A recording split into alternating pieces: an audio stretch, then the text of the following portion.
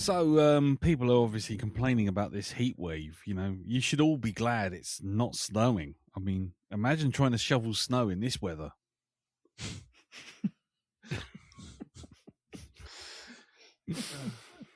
I got banned from Weight Watchers the other day because I dropped my bag of Maltesers on the floor. But, you know, on the plus side, it was the best game of Hungry Hippos I've ever seen, to be honest. Waitrose. Oh. Waitrose? Waitrose? Yeah. Waitrose come from? Where'd that come from? You said Waitrose. No, Hungry Hippos. I thought you said you went to Waitrose. No, Weight Watchers. Oh. Oh, that's different. And that's the end of that. Anyway, hello everyone. Welcome to the Black Dog 267. I'm Lee. I'm Darren. I'm Jim. I'm broken, obviously. And this week, we'll see how everyone's week's been. We might have a look, see if there's any feedback for last week's movie. And then once we've done that, we'll be on to this week's movie, which is your choice, Elton, and it was? The People versus Larry Flynt. The People versus Larry Flynt. Come over here. Let me squeeze your tits. Oh, Sheriff is a nit. Yeah. Boom. Not only was that old frontier world gibberish, but anyway, never mind. Anyway, we will get to that soon enough. So let's find out. Let's get started. Find out how everyone's week's been. And Jim, as ever, over to you, sir. How's it been? Hot. It's been damn hot. Damn hot. Red hot. So hot. Not jam hot, though, because it's not the 90s. No. No. I thought it was a warning, wasn't it? This is jam hot. This is jam hot. Yeah, that's in McDonald's, isn't it? When you get one of those the apple pies. Apple pies, yeah. Indeed. Yep. With the spectacular lyrics of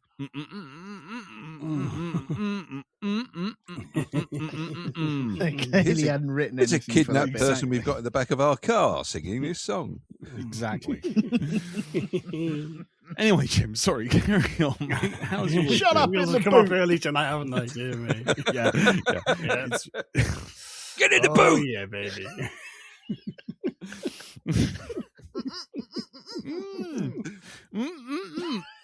Get in the fucking van!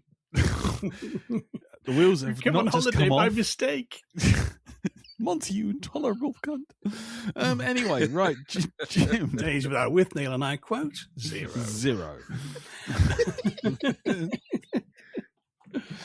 Guess what I've done this week? Well, this week we had the first harvest of some homegrown garlic from our allotment, Nice. which is currently hung up in the kitchen, drying out, and I'm very looking forward to cooking with it because it looks amazing. Yeah. Like, it looks like the kind of garlic if you've ever been to France and bought French garlic, Yeah. and then you come home and see the crap we get, you know. Well, this is more like the French garlic. You know, oh, this is going to be good. So, looking forward to that. Does that mean you're having to wear a beret and an ostentatious little moustache now? Well, I've got the moustache anyway. All right. The beret I lost many years ago when I was very, very drunk. Fair enough. Going on a little black bicycle round the Seine. Yep. But I do want one of those hoopy sweaters because they're very slimming. Oh, right. It's the stripes, isn't it? That's what does it. But yeah, other than that, I discovered a rather fun new YouTube channel. Oh, yes. Called Map Men. Map Men. If you think it's like horrible histories, but for geography. Okay. And it's done by two guys, and they're all about 10 to 15, and they are just really, really funny, but really educational. Yeah. And they do videos like kind of all based around a particular map. And like one of the recent ones we just watched was going into who actually owns Antarctica. Oh my word! Which is actually quite a mad story. And like also who was the first person to sail around the world and who had the worst time doing it. Right. But they're really, really good. We only watched the cover when we just found them. It's kind of, oh no, people need to see these. If you like the horrible histories thing, Yeah. they'd be right up your alley. And I found that Nice. they even got a book out as well. Cool. Which I'm going to have to have a look at. So that's been keeping me amused. And what else have I done? Not too much other than that, really. That's perfectly fine. Although I didn't read a book. Now I read many books. Yes.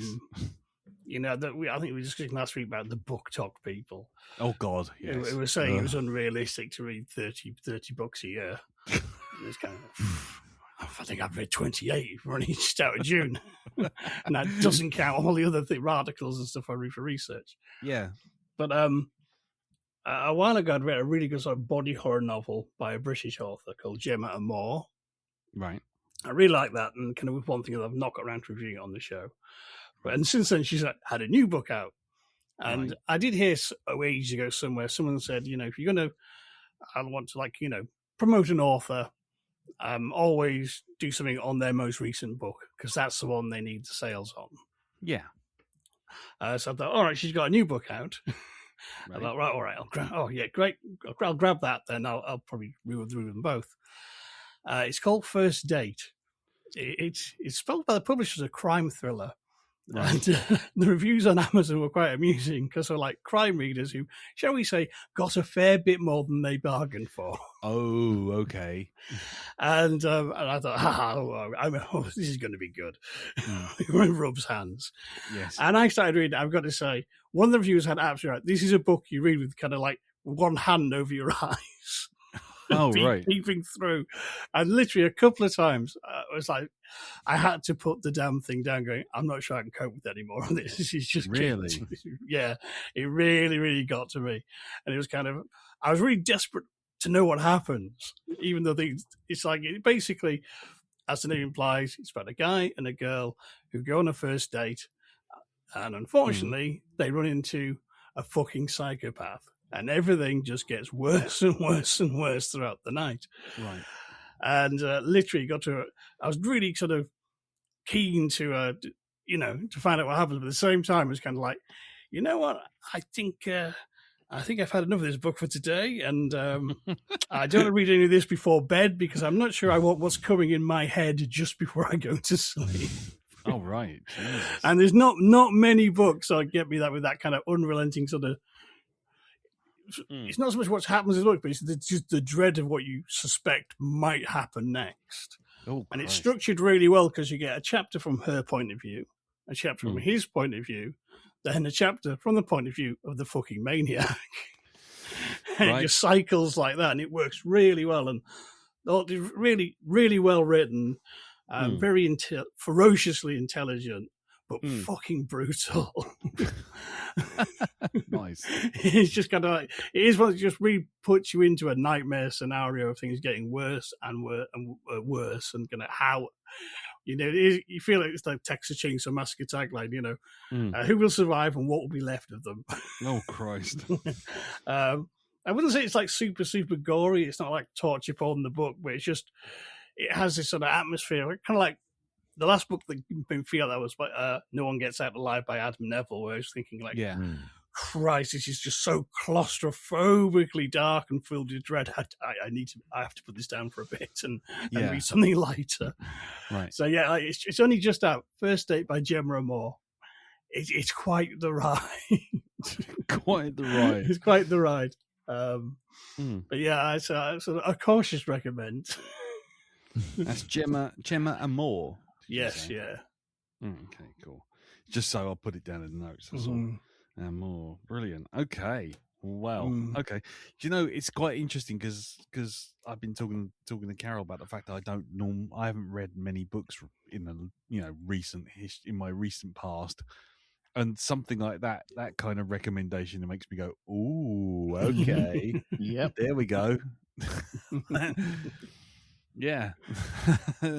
Cool. Well, I might have a little read of this and take you up. I'll try Itch as well. Itch is very good. Itch. Yeah, right. yeah. and that's kind Okay. of like folk horror, body horror, murder mystery. It's kind of that's got some really good.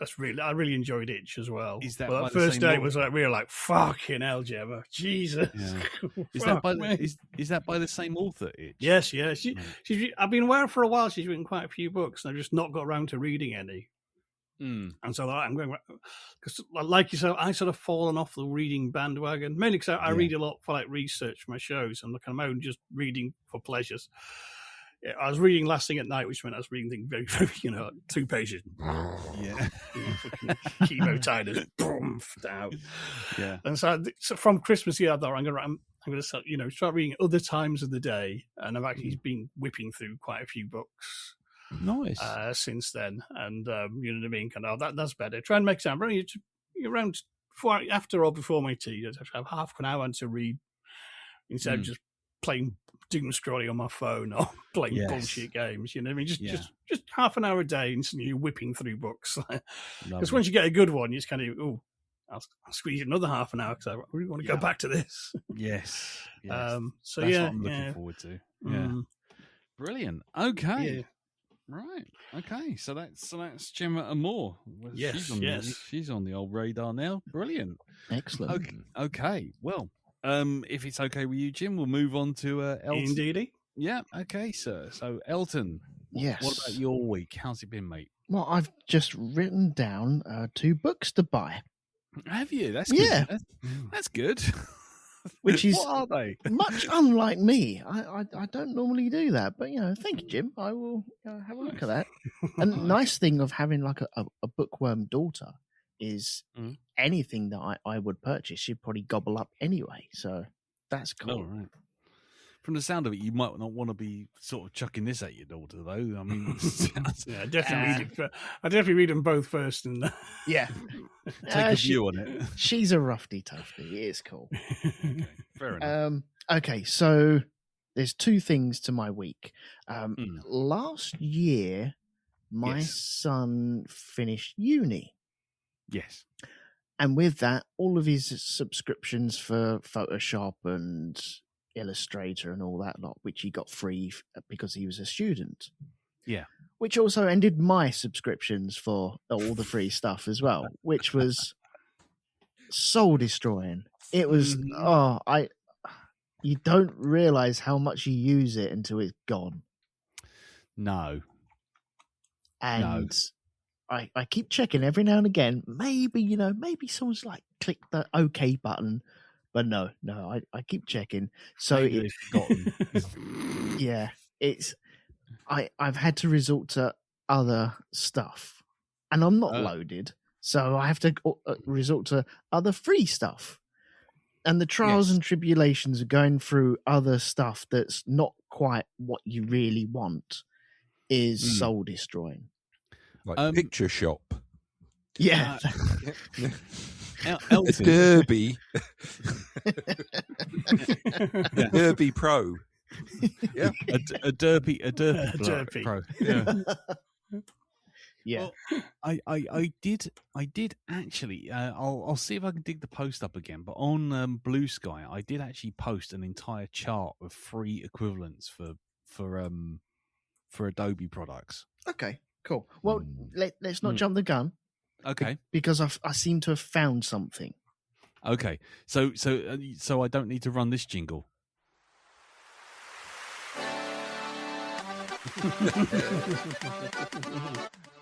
I'll just skip Captain Pugwash then, shall I? If one day I will bring my computer down because I'm not very good at this sort of thing on the high seas or anything like that. But yeah, maybe one day I will ask a certain person to help me. Good luck to them. Get some doubloons somewhere. But before that, yes, I seem to have found something. Now I'm not recommending it wholeheartedly, but it seems to be working very, very well indeed. Yes. And this is a program called Affinity. Yes. I think it's from the people that make Canva, I think it is. Oh, right. Well, you're kind of right. Canva bought Affinity, Oh, okay. Okay. and as a part of that, Canva are now releasing Affinity for free. Yeah, it's free forever and ever until they decide it's not free. But And, at the yeah. moment, it's free. But the good thing about it is I really like Photoshop and I really like Illustrator. And I've used both of them really heavily. This, Mm. on your workstation, you don't have to keep swapping out apps to do certain things and export and import and stuff like that. It's all on one app, which works Yeah. really, really well. Yeah. So I've started using that. So I will give it a couple of weeks trial, see how we go, and yeah, I will report back. But it looks like it's a winner at the moment because Yeah. I've been using other stuff like what have I been using? Critter. I was going to say that would be my next suggestion, Critter. It's a bit clunky. Mm-hmm. And then I had Pixel Style Photo Editor. I was like, oh god, Oh, Well, wow. That's foolish. That's that seemed to work better than Critter. wow. Okay, That's quite something. Then. you've performed a minor miracle there. Oh, okay. That's all I'm saying. So I've been living in those worlds for nigh on about 8 months, and I'm like, Okay. I can't do this anymore. Yeah. So I've moved over to Affinity now. So and it seems to be working very well. So I don't know if that was on your list. That Yes. you... Affinity, Oh, it was. Yeah. Affinity. Okay. Yeah. Yeah. It's just there are loads, but some of them are yeah. It's like Affinity Photo. There's also things like Paint.net. There's also PaintShop Pro, Pixlr. There's also Sumo Paint. Critter, Clip Paint Studio, Paint Tools, Procreate. You have to pay for Procreate on the iPad if you do all the extra stuff. Right. But no, well, I'll tell you what I'll do, because I've got this chart. What I will do is I will put this chart up because I've also got alternatives for things like Animate and Illustrator and and all those kind of things. And yeah, it's well worth a look because it's surprising how much stuff is out there, and also not to be one of those kind of right on kind of guys, but I am like a gnat's testicle away from basically wiping this PC and making it a fucking Unix machine, Linux, yeah, because I am up to my fucking neck with bloatware nonsense. I've just had enough. Yep. I'm in a flip the table mode. The instant Carol gets a laptop of her own that says it's Windows 11, it's going to be like, yeah, and this PC is gone. I'm just going to put Steam Deck on it. I'm just going to put Steam software on it. Just call it a day. Anyway, sorry, carry on, mate. No, that's all right. So I'm moving over to that. It seems to be working really well, and yeah, I just struggled with Critter, which was a bit frustrating. But it was the only thing I could. I'm not really great at searching the web. No. Yeah, I can type Amazon in, and I can type Google in, and then I can look for stuff on the Google, but.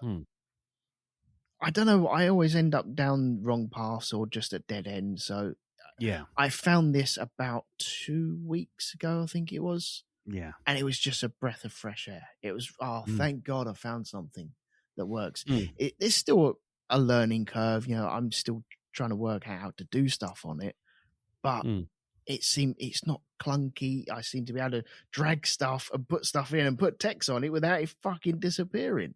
So that's really nice. It's a start. Yeah. Yeah. Well, that pixel, whatever it is, every time I loaded something out, all the text I'd written as a template disappeared. And so you have to delete it and then bring it back. And then it was back there again. It's like, flipping hell. So having this, it seems to be working. So that's good. Everything's awesome. Cool, man.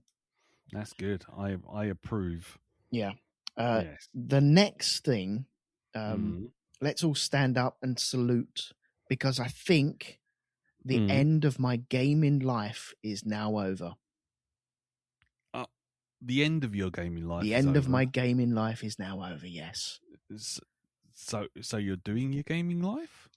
No, I think Mm. Yes. I am now not gaming from now until the rest of the time that I am on this planet. Right. Right, okay. Because Mm. I don't have a PlayStation 5. Right. I won't be getting GTA 6. No.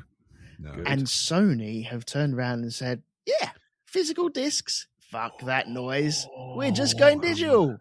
Oh God, you've just pressed that nerve. Oh my God. So I bid you adieu. Thank you very much. I will be playing all the games that I've saved up until this point. And I now have a back catalogue of many, many games. And I will just be dipping into them for the rest of my life.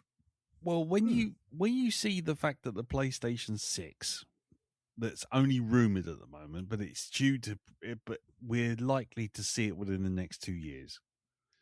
And They've not even stretched the capabilities of the I PlayStation know. 5. I They haven't know. even got games for the fucking PlayStation 5 Plus. Oh, sorry, did they get bought out by Nintendo or something? No, this is what everyone's saying. It's like the you've got a machine which is essentially a gaming rig PC, and there's about half a dozen actual games to push it, and that's it. Mm-hmm. And and apparently Xbox Helix, which is their new one, which is on the horizon as well. They're all going to come in at somewhere around about 1,100 quid. Mm-hmm. They won't have disk drives, and just this week, Sony have not only shut down the App Store for PlayStation 3 and PlayStation Vita, meaning that if you license games online on those two particular consoles, you can't anymore. No. Those games are gone. Have a nice day. Mm-hmm.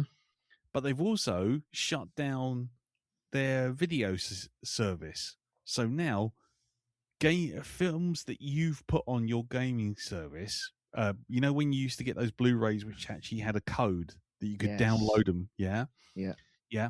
they don't work anymore. No. So your film's gone, and it's just like, so your film's gone. You close down an actual whole wing of your app store, and you're not letting us have disk drives anymore for physical media, and you're going to charge us 1,100 quid for it. Why don't I just buy a gaming PC and be done with it? You should. Do it. Yeah. It's a fucking joke. Yeah, but then you look at the new Steam box, whatever it is, coming out, which is like through the roof. Yeah, it's through the roof. You don't even need a Steam box for this, right? Just get yourself the gaming PC if you like, or even get a low end and go for something like, was it the GeForce Now? Like I say, that I'm loving that. I don't even have to buy hardware now. That's it. I'm out of the hardware business. I'm doing this all streaming. It's fine. Well, I've been a fan of the PlayStation since they came out. I was one of the patient ones that was on the PlayStation 2 and waiting for the PlayStation 3 and watched everyone migrate over to Xbox. I was like, no, I'm staying here because principles. I'm going to be here. And I did that, and I went through all that shit. I went through all like the stuff getting leaked online and hackers and shit like that. It's still here, still doing it. But this generation, I'm still rocking the 4 at the moment downstairs, and that's getting a bit clunky. Yeah, I know. I've seen you on it a couple of times when I've been. Oh, have you? Okay, yeah. Isn't the 2? Didn't it go down in history as the longest running console, biggest selling console? Yeah, but it lasted. Its actual usability lasted for something like 15 years. Yeah, I mean, I've still got one myself, a PlayStation 2. I'm never getting rid of that. No, don't do that. Well, I mean, the thing is, I've got a PS5, and I'm just looking at the games that I've got on it, and there's only 3 out of the 10 that I've got physical copies of that actually have PS5 logos on the side. And 2 of them are Spider-Man games.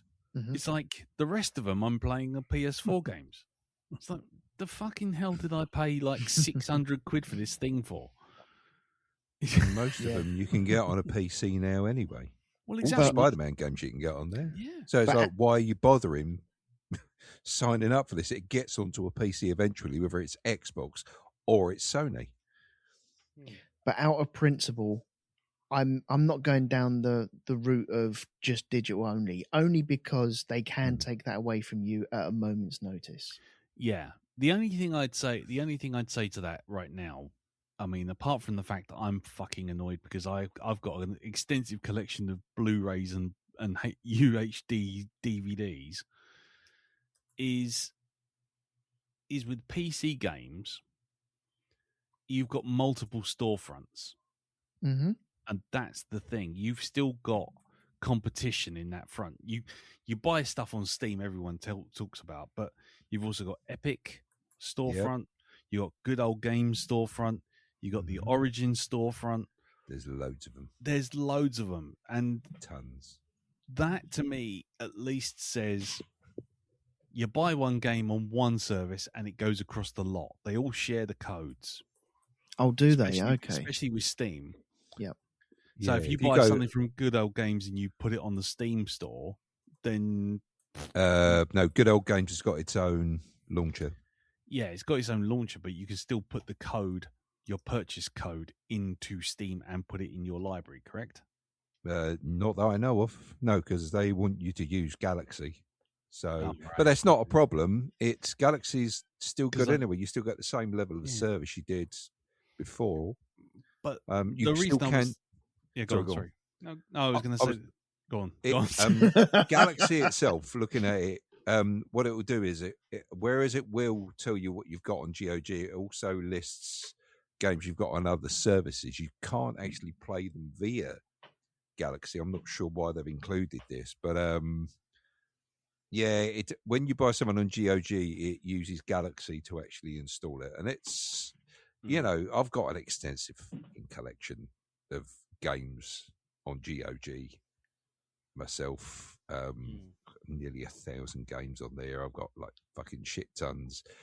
I've got doubles as well on both systems because of they get given away for free. Yeah. So I take them up. So if GOG goes down, if I feel like digging out an old game, I've most probably got it on Steam as well. Yeah. And you're more likely to get a really cheap version. In fact, I think they become cheaper on PC quicker than any other system. So you are going to get a discount. You go to Loaded as well, right? I mean, you can buy GOG games and Steam games on Loaded because Loaded hasn't got its own launcher. So, I'm fucking sorted for games until Kingdom fucking comes. So, Lost gamers, they call them now. Yeah. People who just got their library and just never come back for the new shit. That's it. And there's plenty of free ones out there. Epic, as Lee's mentioned, right? Epic gives away games. You don't have to pay a subscription at all. You get free. You get like about 4 or 5 free games a month off of that. Whether they're rubbish or anything, I mean, is beside the point. You're still getting free gear from them. You get at least one a month that's like really top class. I think. Sorry, Elton, this is your week. We're cool. just running roughshod over it. I think the thing that really knocks me more than anything with PlayStation and Xbox is you're paying for a service to be online. So you're paying to be online to buy something from their store that you can't play unless you're online. So you're paying a monthly subscription to be allowed to play something that you've already paid for. And it's like, so hang on. So I'm paying, I don't know, let's say £10 a month just on the off chance that I might want to play a game. It's like, fuck off. And if I don't do that, then I'm losing money. And if I do that and my internet goes down, my games can't be played anyway. It's like, and then if I want to play online with someone, I've got to have the PS Plus service. It's like, fuck off. Yep. Yeah, they've got too greedy for me now, so I'm voting with my wallet now. Damn right. I'm with you. I'm with you. Just go. And with their fucking, I mean, we're talking Xbox and Sony with their like 3 fucking exclusives between them. you know. Yeah. So, and you've got this overcharged now piece of hardware from, well, I think it's both Xbox and PlayStation. And then it's not like the old days, right? I mean, many thousands of years ago, where you had things like a ZX Spectrum, right? Didn't have very much in the way of capabilities, but it made people get creative. And these days, it's just like, oh, don't worry about getting creative. We'll just program it for the next graphics card that's coming out. And this is where innovation just fucking disappears when you take that sort of attitude. When you're always going for the next graphics card, you're always doing it for the next system upgrade. It's like, can we just stop for a minute and just let technology age like a fine fucking wine, like we used to have? Because, as I say, creativity just goes out the window when you don't do it. You haven't got people working within a budget. And when you do that, when you've got that sort of desperation surrounding you making this sort of thing, the sort of, the diamonds you get coming out of that, it's just fantastic. Now it's just lazy. Yep. I'll go along with that. Yep. Anyway, this has been the Black Dog Internet TED Talk. This has been the Black Dog video game TED Talk. So, away from that, Elton, how was the rest of your week? That was it. That was about as exciting as it got, I'm afraid. So, yeah, you can move on from me now. I feel like you're playing the game now. You see, you've worked out that we'll run roughshod over your week when you say something. So you're actually just queuing us up. Yeah, I just drop grenades and you go, right, okay, here, and another thing. Do you know what? You're like Aisha Taylor on Whose Line Is It Anyway? You just read out a card, and then me and Lee will come in, and we are like Colin Mockery, and we just come in and we'll just run with it. Ryan Stiles, that's it. Ryan Stiles. All right then. Well, thanks for that, Elton. That You're talking welcome. point keeps us current. It makes us modern. I like that. Yeah. We're down with the Ute. Yeah. We got Riz or something. I don't We know. are the resistance. Yeah. Okay. So then, in which case, just moving over to you then, Dal. How's your week? Yeah, it's been all right. It's not really anything noteworthy apart from one thing. I did go to the cinema this week to watch a film that seems to have caused an awful lot of controversy, and I still can't work out why. Yeah, I went to see Supergirl. Right. I enjoyed it. I thought it was all right. It wasn't like the best superhero film out there, but people who are saying it's the worst film ever, maybe what you need to do is go onto something like Netflix or Amazon, actually, and add to the 6 fucking films you've obviously seen in your life, or watch a few others. Because the amount of people that are losing their shit over this. It's like, have you actually watched the movie? Have you actually been to see it, or are you just like? Well, no, they'd getting have in to with leave the their trend? mum's basement then, and maybe have to talk to people, the incel bastards. Yeah, exactly. They're like moles who wank themselves that hard they can't cope with daylight anymore. It's movie Morlocks. Never mind the There we badgers, go. just wipe these fuckers out. Yeah, exactly. Yeah. Just briefly over it. I mean, the best thing in this, and I'm glad to say, is the main star, Millie Alcott, who plays Supergirl. I thought she was brilliant as Supergirl, really, really good. I thought she just ran with it. And I've got to say, I came away feeling better from this than I did from Superman. But then I've talked about my problems with that film. And thinking about it now, I don't think I like David Corrin Sweat as Superman at all. When you start getting loud and your voice breaks and it's like, oh, I'm not inspired. No, I'm not inspired with confidence in this hero. So I think out of the pair of them, I'll be calling Supergirl, thanks very much, because she deals with the situation a lot more succinctly. Yeah.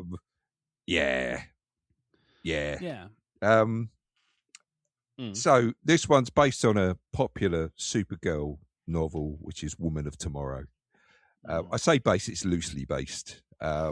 Very, very loosely based. There are aspects from it but it doesn't follow it religiously. I mean, it's probably the Lobo's not standard in it for a practice. kickoff.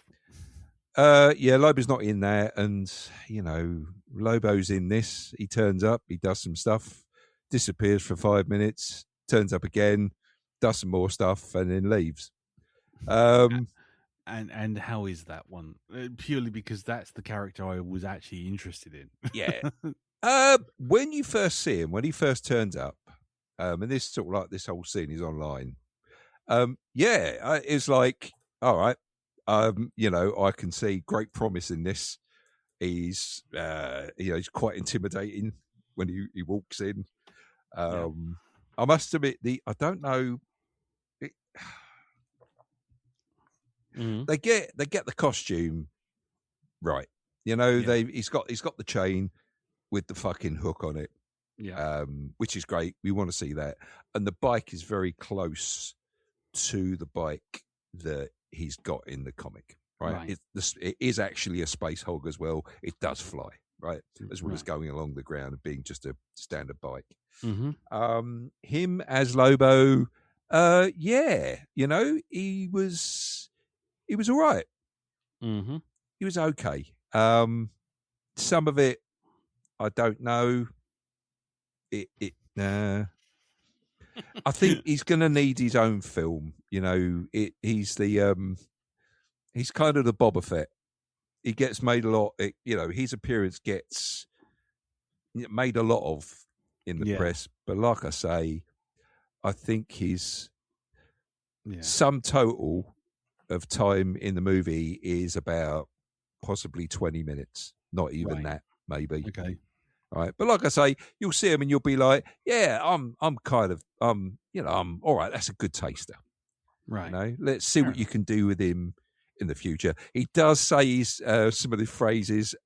Something that pleased me was the word "bastards."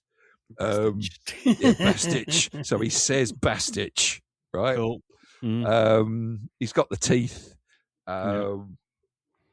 Kill Ren Frag Mame. I don't know if frag was actually said in it. That's the thing. But, they got Bastich in there, which is cool. Like that. But yeah, his costume, his outfit, looks the business. I see the stills I've seen, it is kind of like, no, you've nailed the look of him. It's a proper Disney Lobo. Yeah. But like I say, I still think there's room to maneuver on his character. Well, I think by including him on a film that's actually a PG-12 or a PG-13 or whatever it's called, it's just like, I think you got you're aiming it down a little. There is no blood. No, right? You won't see blood being spilled. And I've got to say also, I've got part of this as my one scene as my desktop in work.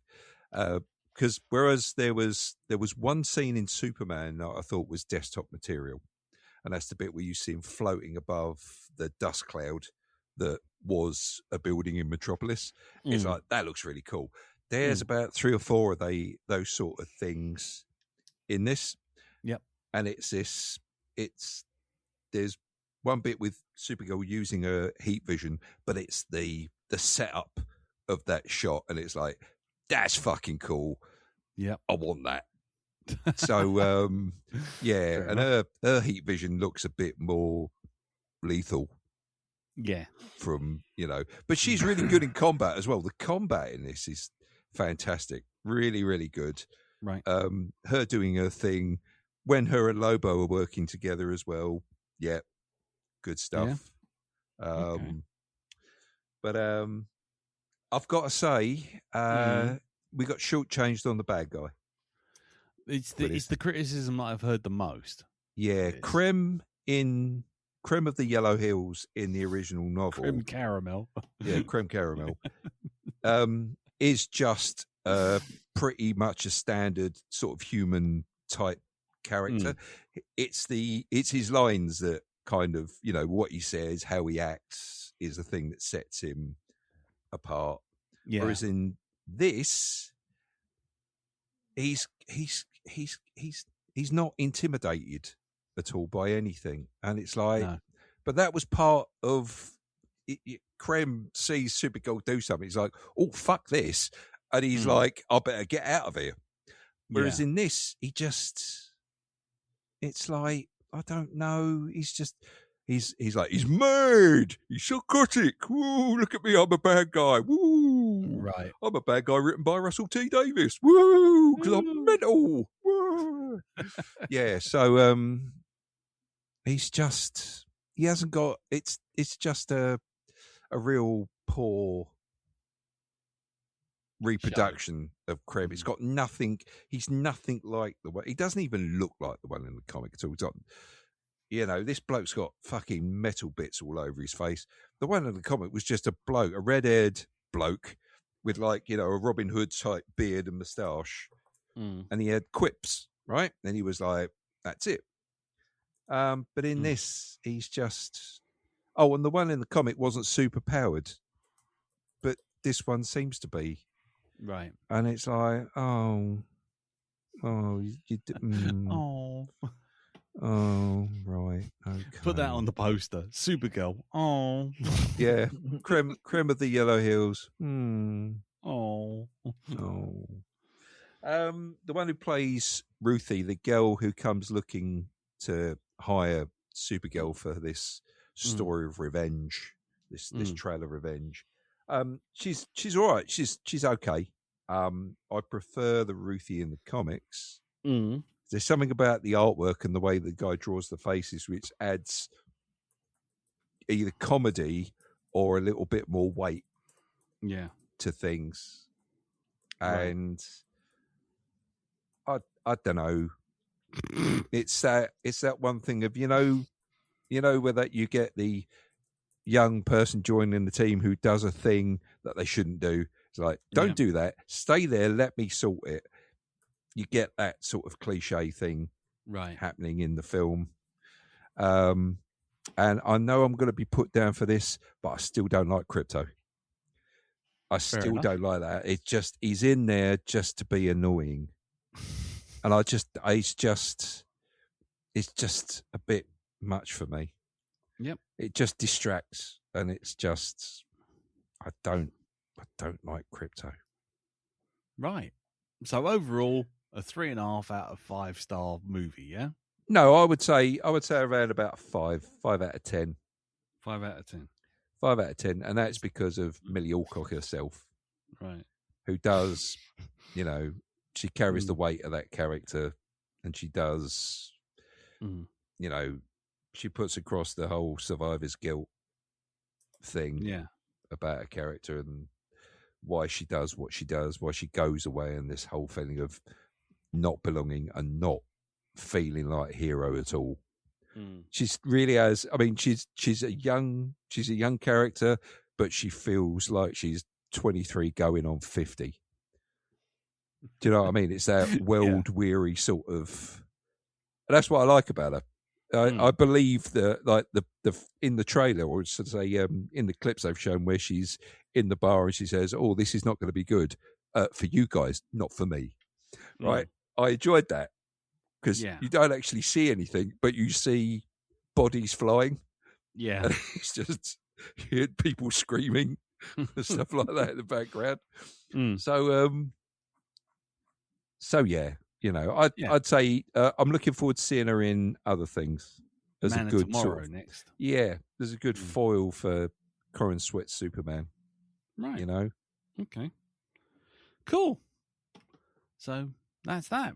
That's that. Yeah. Indeed. Okay. Yeah. Cool. In which case, I'll move on to my week if that's all right. Yeah. Yeah. Go on then. I'll let you. It's just usually when I get ready to say something, you like, one more thing, and then one more thing. Fuck off. I've watched 2 films this week, other than the one we're about to review. The first one, They Will Kill You, is the right. Yeah. Oh yes. Which is Zazie Beetz, basically in a murderous rampage around a hotel. I don't want to get too much into it because I'm going to be like that with the next one as well. That I don't want to get into spoilers or anything Right. like that, or spoil it. As kind of go in as blank as you can. What I will say is, it's an interesting contrast to the film we watched last week, whereby one had the trappings of an exploitation movie, and the other one kind of just sort of presented them. And Right. what I mean is this: is They Will Kill You has moments which are feeling very Tarantino nicking stylistically, much like last week's movie, but it leans into the lunacy. So if you want to see some crazy ass shit and a fight that lasts essentially 90 minutes, this is the film for you. It's not deep. It does outstay its welcome a little bit, because by the end of it you're just like, oh yeah, all right, fine, come on. we know where this is going, and and it's one of those things where no matter how bad things are in terms of injury detail, the heroine never basically falls over or goes fuck it now. And dies of blood loss. I mean, it's not that kind of movie. The only thing I will tell you is that she's a lady who's got out of prison, and she's come to this hotel looking for her sister, who she abandoned many years ago, and has now discovered that she's working at this hotel. But there's bad things abound in this hotel. It's like I say, it's fun if you're up for just essentially a fight, an hour and 40 minutes worth of fighting. It's a 40 minutes, hour and 40 minutes punch up. Yes, is what you're saying. Yeah, essentially that. Yeah, but there's certain other elements that I won't spoil, but it does have a sort of like, oh, this is good, and you go, oh, what the fuck, and everything turns on its head a little bit. But it's fun. It's fun. It's not the greatest film in the world, and you probably will forget it 20 minutes after watching it. But it's while you're watching it, you can have sit there with a popcorn and watch people get all manner of painful injuries. That's all I'm going to say. And a lot of them. There's and a lot of very, very crazy ones. Yes. The film also stars Tom Felton, who played was it Malfoy? Draco Malfoy, yeah. Potter. And Potter. Yeah, he suffers some injuries, and or two, and Heather Graham as well. So there's Graham. Yeah, and also Patricia Arquette, who has accent, which, let's put it this way, I think it started in Ireland. It had a good intention of staying in Ireland, but then decided to be just about anywhere else. It's kind of hard to explain, but it's worth a look. It's worth a look. It's silly. It's worth a look. Oh, and if you do watch The Lincoln Lawyer on Netflix, the guy who plays Cisco is also in it in a kind of cameo, which is essentially, hey, this is Cisco, but we're not going to say it's Cisco because that would mean legal fees. But he is acting very, very similar. So either he's not a very good actor, or someone said, just do what you normally do. Just do that. Anyway, so there was that. The second film I watched was Obsession. I finally caught up with it. Holy fucking shit. Isn't it just? Isn't it? Again, I don't want to. I've kind of stayed away from it because I didn't really want to be on the hype train for this thing. Mm-hmm. But I've got to say, I watched it, and it's been a long time since I watched a horror film which actually made me go, "Nah, I've got to take a break here. I've got to stop." Really? Ooh. Yeah, a bit like your book, Jim. It's just like, when you just kind of go and breathe and give me a second. I'm just going to go make myself a cup of tea for about 20 minutes. Would you say that the lead actor in it, who plays the young lady concerned, just isn't she fantastic in that fucking role? It is an absolutely stellar performance. It really is, because on the one hand, it's both sympathetic and entirely terrifying. Oh God, isn't it? I don't, like I say, I really didn't want to be on the hype train for this film because there is a risk of just blowing it up. But obviously, it's been memed to death since it came out about 4 weeks ago. I would say if you got any ability to do so, just go in as blind as you can. Yeah, just go watch it. It's up. It's out for. It's out, still at the cinema. It's also out for rent now on Amazon Prime. I just yeah, just you need it's got an ability to ratchet up tension and change your perspective on certain characters and their motivations. And yeah, I really want to do a spoiler on it, but I don't really want to say anything because I think the benefits of going in as blind as you can really, really pay off, dividends. I'm hoping that this film is actually out there on, say, like Netflix or Amazon by the time we get around to the indiscriminate or indeterminate weeks of horror. Yes, because this needs to be on the docket. Yeah, without a shadow of a doubt. Yeah, for sure. There's a lot in there. Not just the horror, but the imagery and all that kind of stuff is really well done. But it also just the subtext behind it, some of the underlying themes. It's clever as well as being utterly horrifying and a ratchet tension. It's just, oh my God. There was one, like I say, there was one moment literally caused me to just go, nope, I'm stopping. I'm going to put it on pause. I'm going to go make a cup of tea. And Carol's like, it's been a long time since I've seen you, because I had my headphones on. She goes, it's been a long time since I've seen you sit there and literally curl up on a sofa. Like in horror, like Recoil. Isn't it? I'll tell you what, if you go with someone or you've got someone with you who has actually seen the film, I've got to say it is so nice to have a movie that you talk about for fucking weeks. Me and Ree have constantly gone back to this, discussing various aspects of it. This was a point of conversation for us for a while, this film. Yeah, so superb. Yeah, I was going to say it's like I say, a risk of just sticking my oar in and sticking my penny on the pile.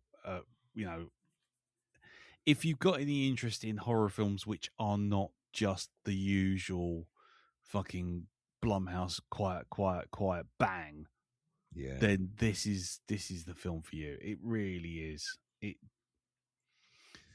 Not a lot more I could say because otherwise I'm just going to go off on one and say something which I shouldn't, because I really appreciate not knowing anything beyond the basic premise. Yeah, and even then I wish I hadn't known it, because the way the wheels come off pretty darn quick is just like fucking hell.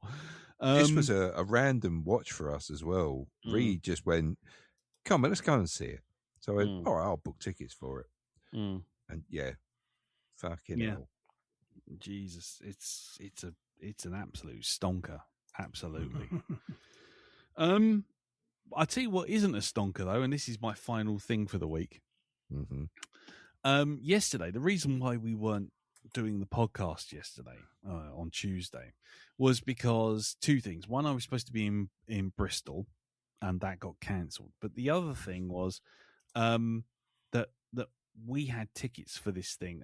Carol's friends, basically, they saw something on at Bromley Churchill Theatre and said, oh, this might actually be quite good to go and see. So we'll go and have a drink first, and then we'll go and see it. And it was called The Average Scientist's Wonders of the Universe. Right? And it was all based around the sort of the TV show and the idea, and it was sold as this big, epic, sweeping journey across the universe, explaining all these scientific principles, amazing visuals, evocative language, bringing science down for all of us to show us the majesty of the cosmos. Yeah. Mm-hmm. What we got was a very cheap slideshow done by David Mitchell dressed up as Brian Cox. Well, I say he wasn't David Mitchell. He looked like David Mitchell dressed up as Brian Cox with the zip up jacket and the white shoes and the slinky trousers. And if that wasn't bad enough, right? It had the whole production had this Phoenix Nights air to the whole fucking thing. Oh, classy. So get the word. Yeah, I'm getting the word nonce. No, so what? Venison? Yes, I know it's bloody dear. It's bloody expensive. But it was all things like, and it had this real sort of Spinal Tap vibe to it as well, because you go, how many of you here were born in the early '60s and can still remember the moon landings? And he sort of brings the house lights up and people raise their hands. He goes, you were the generation that dared to dream, to push us forward. My generation is the Artemis generation, and we're going back to the moon. But you know what? Who's about the age of 10 here? And all these kids raise their hands, and he goes, you are the Mars generation. You're going to Mars, sort of thing. Every time he does it, the lights, like someone's just sort of randomly just switching off and on a couple of house lights, just like off and on, off and on, off and on. And then all of a sudden some dry ice sprayer kind of goes up in the air. And it's like, you sort of laugh at how cheap that is. But then he goes, who knows what might be out there? Suddenly the lights go down and you think, oh, okay, here comes the scientific spectacular visuals and all this kind of thing. A bloke just comes out from sort of stage left. He's got a guitar, which isn't plugged in. And suddenly he's playing a karaoke version of Black Hole Sun by Soundgarden. Oh, wonderful. And you're sitting there like mouth agape going, what the fuck is this? And in the background, there's like little screenshots that have been obviously cobbled off the internet, slapped on this like fucking screen at the back. And it's like, and he's going, Black Hole Sun, won't you come to wash away the pain? And I'm just thinking, really, when is Clinton Baptiste going to actually arrive? Oh yeah, and it's just, and then all of a sudden the guy sitting beside me, who was our friends sitting beside me, he turns around and he goes, "Is he actually playing that guitar?" And you realise he's not playing it. He's just kind of miming along, sort of air guitaring over an unplugged fucking guitar, which I don't even think had any strings. Probably but not. He's rocking out.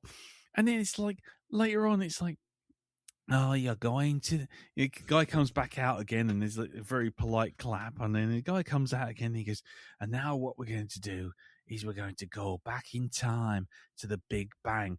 And there's a clip, no joking, they've literally lifted the time vortex from an old sort of 70s episode of Doctor Who, and it's just looping on this PowerPoint presentation that's on this screen. And he's going, look, as we go back into time, you can feel the quarks and the points of light all manifesting and collating in an empty void. And you're like, right. And he goes, we, just to give you some kind of idea of distance, and speed. He goes, here's a number, and the first number's like 1,060 something. He goes, here's a second number, 666,600 miles per hour. And he goes, here's another number, 5.12 million, trillion fucking miles an hour. And you're sitting there going, what's this got to do with the Doctor Who warp tunnel? And then all of a sudden he goes, these numbers matter because the first one is the speed that the Earth rotates. The second one is the speed the Earth goes round the sun. And the third is the speed that the sun goes round the galaxy. And you're like, right. Okay. And then he goes, this reminds me of a story. And you think, right. And you all lean forward listening to the story. And he goes, I had a writer friend called Simon. You're like, right. And Simon writes lots of books. And you go, yeah. He goes, Simon said to me one day, he was looking very depressed at dinner. And he goes, I said, what's up, Simon? And Simon goes, the problem with being a writer is you see all the spelling mistakes. See this menu? This menu says yogurt, and yogurt is spelt wrong. But don't worry, he ordered the yogurt, and it was really nice. And you're like, what has this got to do with those fucking numbers? He goes, to give you a sense of scale, I'm a mathematician, and when I see those numbers, I think of an Asda card. And you, right, where are you going with this? He goes, I got an Asda card here on Valentine's Day, and it said, I love you to the moon and back. Well, taking these numbers and giving yourself some scale, the fastest spaceship we've ever built could get to the moon and get back, and it'd only take 19 hours at full speed. He goes, so when I see, just like Simon, when he sees yogurt spelt wrong on a menu, and I see numbers, and I know numbers, and I see a card that says, I love you to the moon and back. He goes, what I really see is, I love you until 7:15 in the evening on Valentine's Day.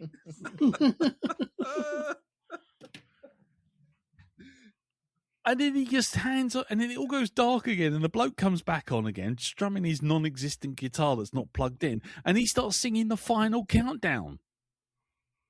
We're living together.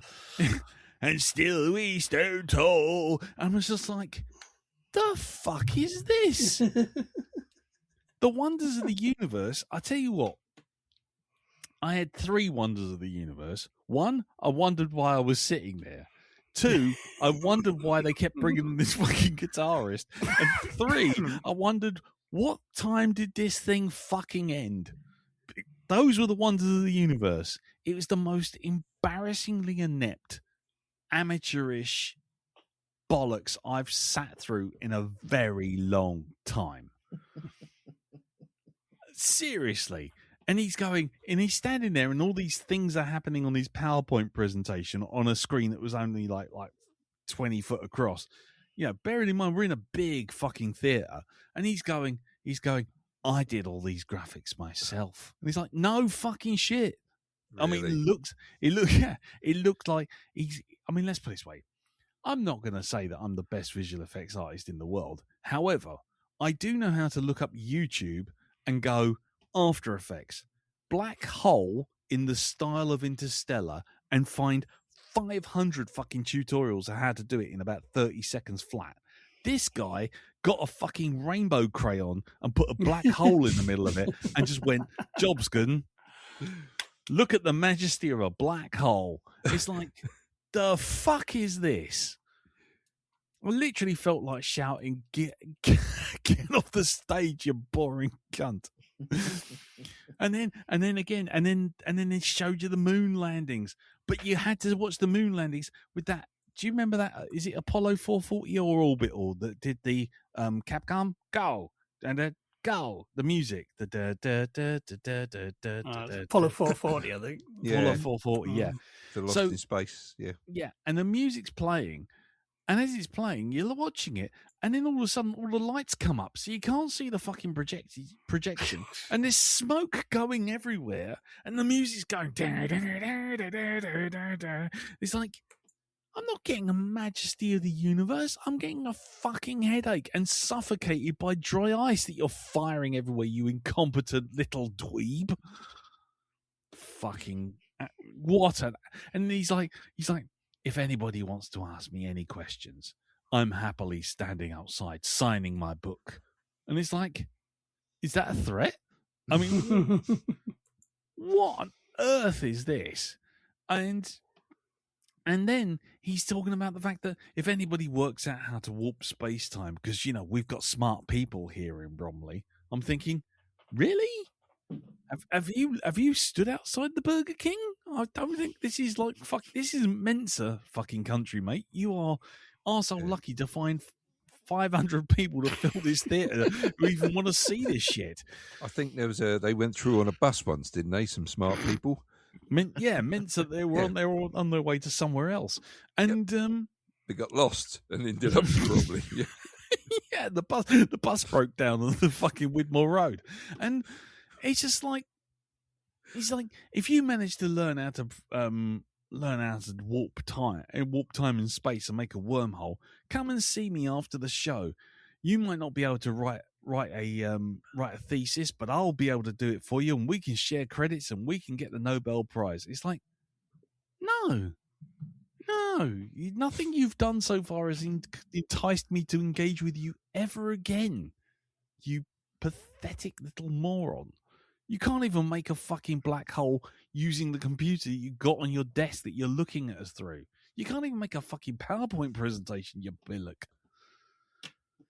So yeah, wonders of the universe. Will wonders never cease? So yeah, give it a swerve if it comes around your way, because trust me, if you save yourself 20 quid for a ticket, just send it to me and say thank you. Because I can draw you a fucking black hole and then play some Apollo 440 at you and then get some shitty karaoke dude who can't play guitar to come and stand in the corner pulling out karaoke classics like Black Hole Sun and fucking Final Countdown while blowing dry ice all over like 3 lamps over the top of your PowerPoint presentation. And relax. So anyway, yeah, that was that. Yeah, check it out. We did have a little bit of feedback for last week's movie, so here we go. It's feedback time. Yeah, so on the Facebook group, facebook.com/groups/the Black Dog Podcast, we had Jeffrey Mark Hyman. I always start with Mark. Why don't I do that? Jeffrey Mark Hyman, who said, it was an interesting but frustrating movie. The movie, by the way, was Stockholm Bloodbath. He said it was an interesting but frustrating movie. Maybe if they'd focused on one of the various approaches that they tried, it would have been more satisfying. Weirdly enough, it felt mostly like some of the more modern movies I've seen from China, where I don't really know the history being depicted, but the foreign side is cartoonishly evil and our homegrown heroes are impeccably noble. The wild tonal swings were also very reminiscent of this. Thank you. Where, meanwhile, Dean the Hulk comes in with a completely unrelated note to say, that will be the RoboCop counter set back to 0. Because we did go off on the RoboCop tangent, which also, and only he attaches a picture which says, thanks to new technology, being dead is no longer a valid excuse to not come into work. Yep. That's a bumper sticker waiting to happen. That is a bumper sticker waiting to happen. Picture there are of no RoboCop. more. Yeah, there are no more snow days. No. You might be dead, but don't worry. We'll stick you in a cybernetic body. Clarence Bodiger. And finally, we had Martin Thompson, who said, it's possibly the slowest revenge movie ever. So there you go.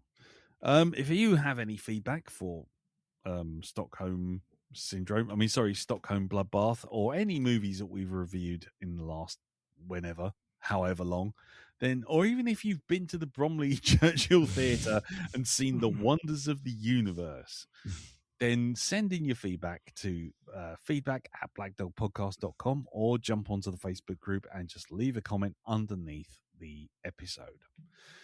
Right, that's that. We're going to take a break. We're going to go wander off, recharge our glasses, and when we come back, we're going to go to a place where there's loads of perverts as we review The People versus Larry Flynt.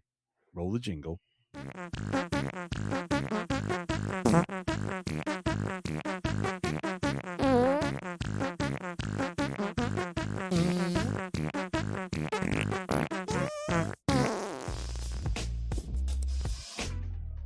The People vs. Larry Flynt is a 1996 American biography directed by Milos Forman, chronicling the rise of pornographer Larry Flynt and his subsequent clash with religious institutions and the law.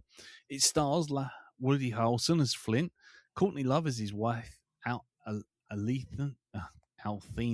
I can never remember the bloody name. Edward Norton as his attorney, Alan Isaacman, and the screenplay was written by Scott Alexander and Larry Krasowski. It spans 35 years of his Flynt's life, from his impoverished upbringing in Kentucky to his court battles with Reverend Jerry Falwell. And it's based on the U.S. Supreme Court case Hustler Magazine versus Falwell. The movie was 135 minutes long, was released October 13th, 1996, and yes, had a budget of $35 million. How much do you think it made, Darren?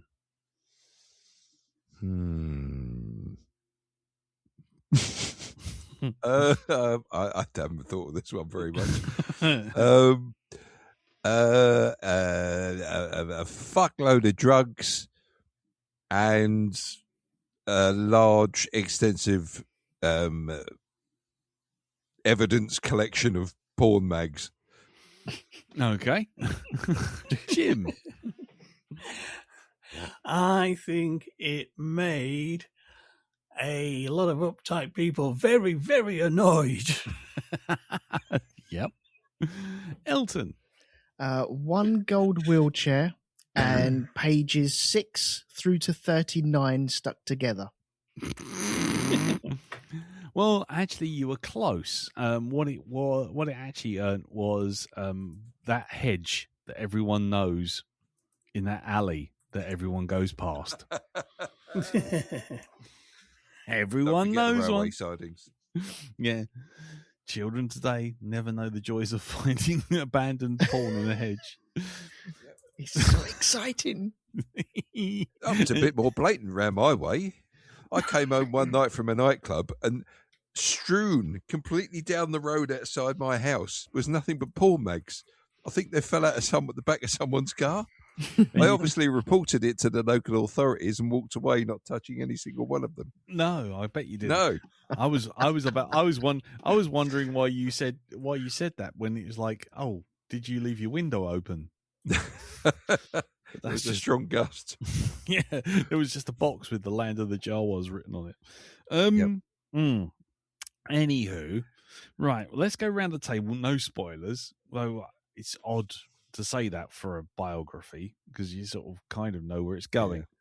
But yeah, let's go around the table, see what everyone thinks non-spoiler version, and then we'll get into the chat. So let's start with you, Jim. What did you think of The People versus Larry Flynt? I enjoyed it. This was a second time round for me seeing it. I mean, I first saw it not long after it came out. I thought, oh, very, very interesting movie. This time I did go into it knowing a bit more about the actual history, and obviously there's a lot that's not in the film. And whether it's a whitewash job is probably pardon the pun, something to debate after the spoilers, though. Yeah, debate. We could all join in with this debate. It could be Are we going to have a mass? Oh, sorry, start circle debate. Yes, with a biscuit. No, let's not. Oh God. Oh Lordy. Right. Cool. Okay. Darren, Yeah. finish your Yeah. hobnobs. What did So you I'll think? finish me hobnobs. What did I think? Well, I think that this is not a film to watch on a train, as I or in the canteen at work. No. So no reflective surfaces behind, or no, don't be wearing mirrored sunglasses while watching this, because that first half of that film was hell. Fucking Ada. Yes. I'm diving more successfully than some very successful goalkeepers to protect what was on my screen at the time. Yes. No, honestly, I'm studying the effects of No, honestly, the porn industry on society. I'm just trying to push that sheep through the fence. Anyway, yes. Go on in. Yes. I kind of enjoyed it in places. I think I got on board with it more the second half when it started dealing with a lot more of the court things. Right. So yeah. I think I was more kind of, because I don't know. The first part of it seemed. I know. Biographies don't give you a second, as in like, a second to second fucking rundown of what happened to that person. But this, I don't know what it was. This first half seemed a bit more like a clip show than a lot of other historical, sort of like biographies do. Yeah. It's like, there's, next scene, get the next one. Okay, next bit, let's jump a few more years. What do we do next? Okay. He's gone to prison. Now he's out. No spoilers. This is the non-spoiler section. Like you say, this is a historical document. I mean, The historical documents. it's a historical like fucking document. Galaxy Quest. Yeah, exactly. Yeah, You've been that's a reviewing historical the document. historical documents. Okay. Yeah.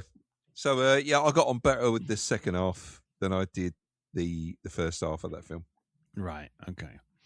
For me, I'm kind of with you there a little bit, Dow. I've never seen this film. I knew nothing about it beyond Larry Flynt headline member, guy who made a magazine and caused a stir. I did feel a little frustrated by certain bits where it kind of left you dangling with and this happened to him, and then jump forward 12 years or 5 minutes or an hour or something like that, and then it's like thing is resolved, and you're like, oh, okay. So once I settled into that, I was all right with it. But the first half, as you say, is a bit jarring because it just kind of goes, oh, so this has happened, and now this has happened, now this has happened. And you think, how did we get from point A to point B? So there was a couple of times when I just thought, no, whoa, slow the fuck down, tell me the fucking story. But overall, yes, I liked it. I think there's a lot. There's a lot to be said for railing against the establishment, and it's very good about that. And it's got lots to say about censorship as well. But we'll get into that in the spoiler zone. And what about you, Elton? Okay, so this is the very, very first time I've ever seen this one. It's been on a made-up list that I've had for many, many moons and never got around to it. So I'm glad I've had this opportunity to watch it. Right. I really enjoyed it, but there are a couple of things that it needed. Yeah. Title cards in which it says which year you're in.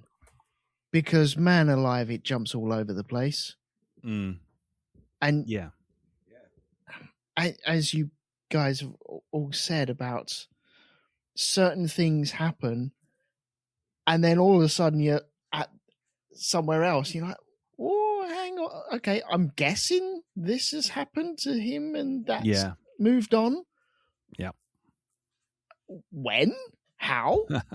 Because I'm sure, and I'm a bit confused. But okay, let's gloss over that. Just like a little date of 1974 and 19 whatever. Yeah. But none of it was there in fleeting moments. I don't Yes. think it was there every single time. No. And it would have been nice just to know we've moved on 15 months. Because that's a big one. Yeah, there is Yeah. one bit where it shows a number of years passing. It's like, oh, we haven't given any age title cards. So just bung something in this thing, get it all in there. They can't complain then. Yeah. I think to talk about that more, you need to kind of get into the spoiler zone just because we have to mention those things. But anyway, go on, carry on, mate. But yeah, I honestly, I didn't know who Larry Flynt was before this at all. So I had no reference whatsoever. But I did come out of it feeling a bit greasy and a bit slimy from all the drug use and basically Courtney Love just addicting it up to the absolute max. So, who I at times thought was incredible, and at times I thought was the worst thing in this movie as well. Okay, well, I think before we go too far, I think we should just spoiler it and then move on from there. If you've seen this film, feel free to carry on. If you haven't and you're interested but you don't want it spoiled, just stop here, go watch the film, come back. We'll still be here. Don't worry, we're going nowhere. But otherwise, here comes the spoiler zone.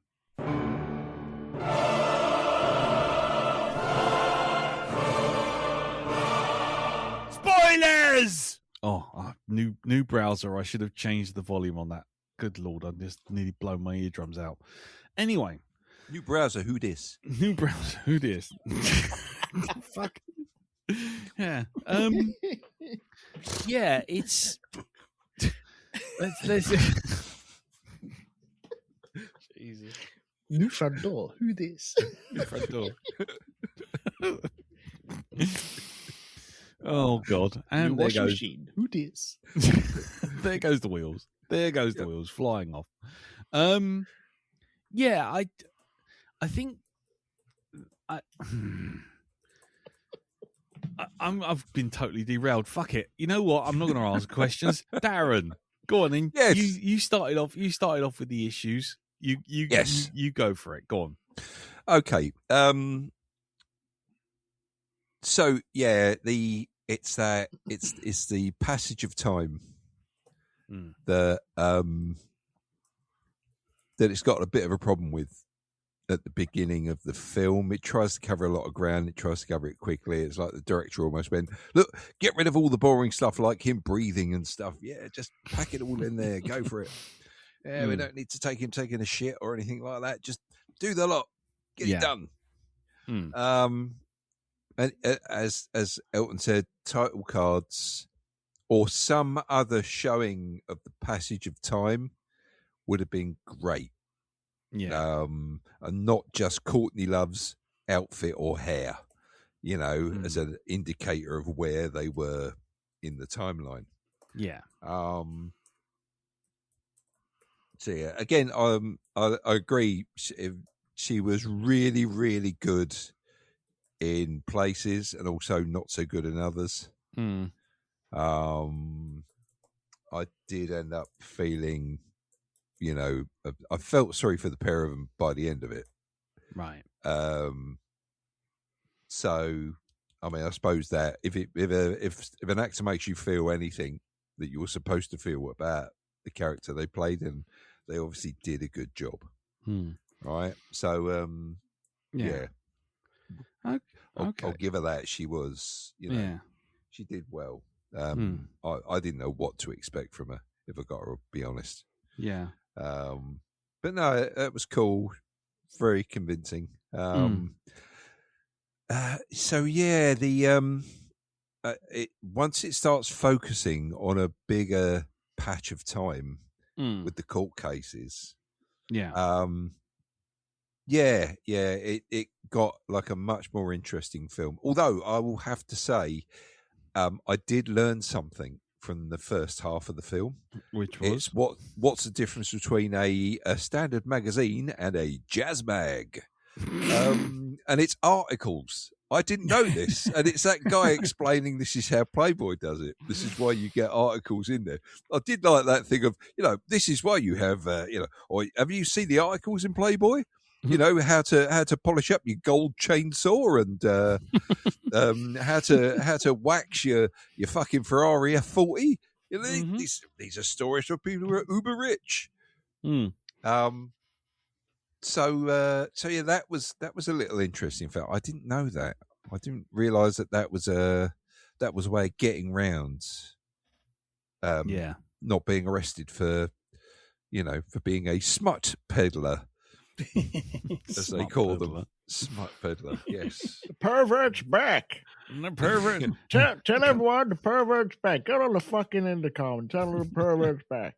Code back. pink. Code Pervert's pink. back. Pervert's back. Code pink. Code pink. Yeah. I mean, what about you, Jim? I mean, you've seen this film twice, as you say. None of us have. So, how did you feel about that sort of time jumping stuff at the start? Well, it is all quite time jumping. I agree with Elton. Just have some date lines flash up on screen would have been helpful. Yeah. As Woody Harrelson doesn't actually age that much. He ages a bit, but a lot of the time you don't know how long he actually served in prison. Yeah. Other things you pick up in the dialogue, but a couple of dates we wouldn't have gone amiss just to I think just so you're not getting that sudden oh right, the clock's moved on, has it? Okay, yeah. we've flipped a few months on the calendar. Yeah. I mean, when I think if you've seen it once, the second time it flows a lot better. Yeah, because you're expecting that style. Remember the first time I watched it, I did think it was kind of almost like a series of skits. Yeah, because of that. But you know, second time round, having seen it once, that wasn't such an issue. Right. But I say there's a few points where I think, how far have we? How far have we gone in the future now? Just give me a bearing, please. Yeah. And you go. Sorry, go on. It's important as well because you're building up this multi-million billionaire type industry, and just to go from we're putting out a flyer to all of a sudden, They've got an office and mansion and shit like that, and then people come in for you. It's like, okay. That wasn't like last Thursday, was it? That was a couple of months at least. And I think the most jarring one was where he got sentenced to 15 months in prison. No, 25 years. And then they say 25 years, and then 5 seconds later he strolls out onto a stage in front of That's a it, power. yes. Yeah, that was it, yeah. It's like, so is it 25 years? So there was nothing to say that he served 15 of this or he served 5 of this or anything. I still don't know how much he served of that at all. Yeah. If he served anything. I mean, the only thing I got from that was when Edward Norton turns around and says this charge won't stick. Yeah. And that's the only thing I got, which turned around and basically said, okay, maybe it's not 25 years, but how long is it? Yeah. You know? But Jim, just for a second, sorry, Elton. When you knew all of this stuff and you're watching it again and you're saying it all flows together much better, I mean, did you have a better appreciation for the movie as a whole? Because I mean, obviously, we're all sitting there, sort of standing back and going, this, that, and the other. What's happening? If you can just watch it all together, do you not get thrown by a lot of the court cases? Because a lot of that, even though the big time jumps are at the start, the stuff at the end feels very rushed as well, and I'm just wondering if that also doesn't suffer or is fixed by a second watch. Well, there's quite a few things that are crammed in here that I would have liked extended, because you don't always get like proper conclusions to things. No, I mean, since I saw the film the first time, I've actually read up on the the actual history, yeah, and so I can sort of fill in the blanks a bit. But I Yeah. do think sometimes it is kind of like, well, this happened, and then now we're onto something. He's doing something else crazy, yeah, and it's kind of have a bit of resolution to these things here and there. That will be useful. yeah, Because it does. Oh, I mean, this even the film packs a lot in, but there's like a ton more other like scandals, court cases, spats, feuds, yeah, people he pissed off that could have gone in as well. You know what Yeah. I mean? So I kind of understand why the film's sort of quite breakneck paced and kind of a bit overstuffed. yeah.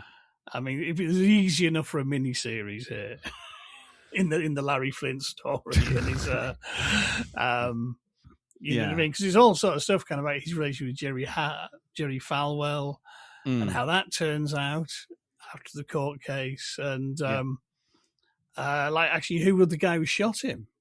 Yeah. You know what I mean? It's all there in the history books, and he's kind of.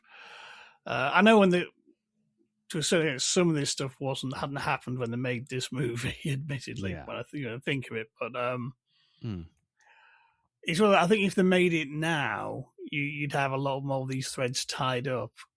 But I think kind of at the time this movie was made, when I think on it, there's probably a lot of threads still kind of in the wind, shall we say, and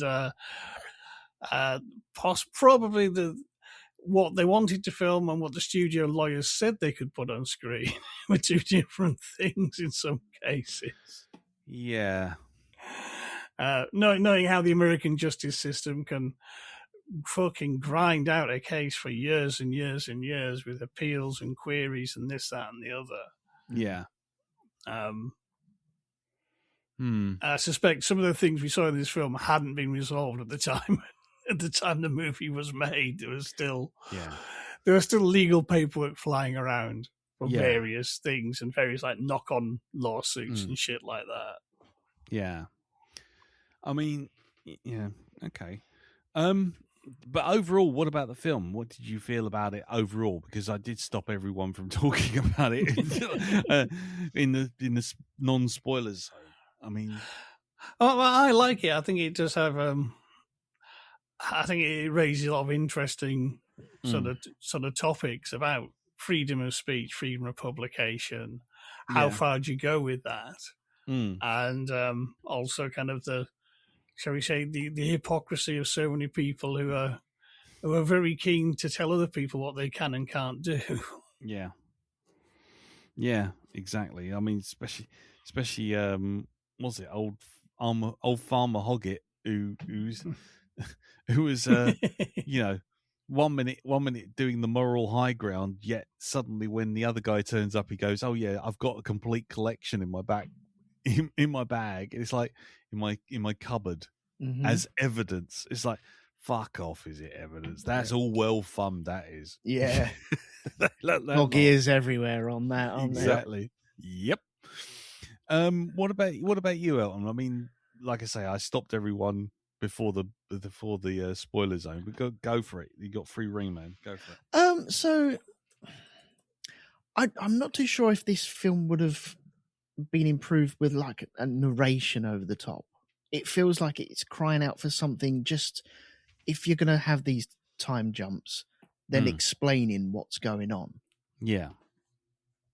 So I think that it has scope for maybe offering that. Also the subject matter of the freedom of speech as well. I think there is something to be said about freedom of speech and just go with your cause and everything. But there's also something to be said of don't poke the fucking bear either. Yeah. Because all the way through this, Larry Flynt, he's just poking and poking and poking. Yeah, the judge turns around and says, "Don't ever fly anywhere. You're not allowed to leave California." Fucking 2 minutes later, on his PJ, ready to fly off somewhere, and he's like, "Oh, okay, yeah." He's just pissing people off because he can.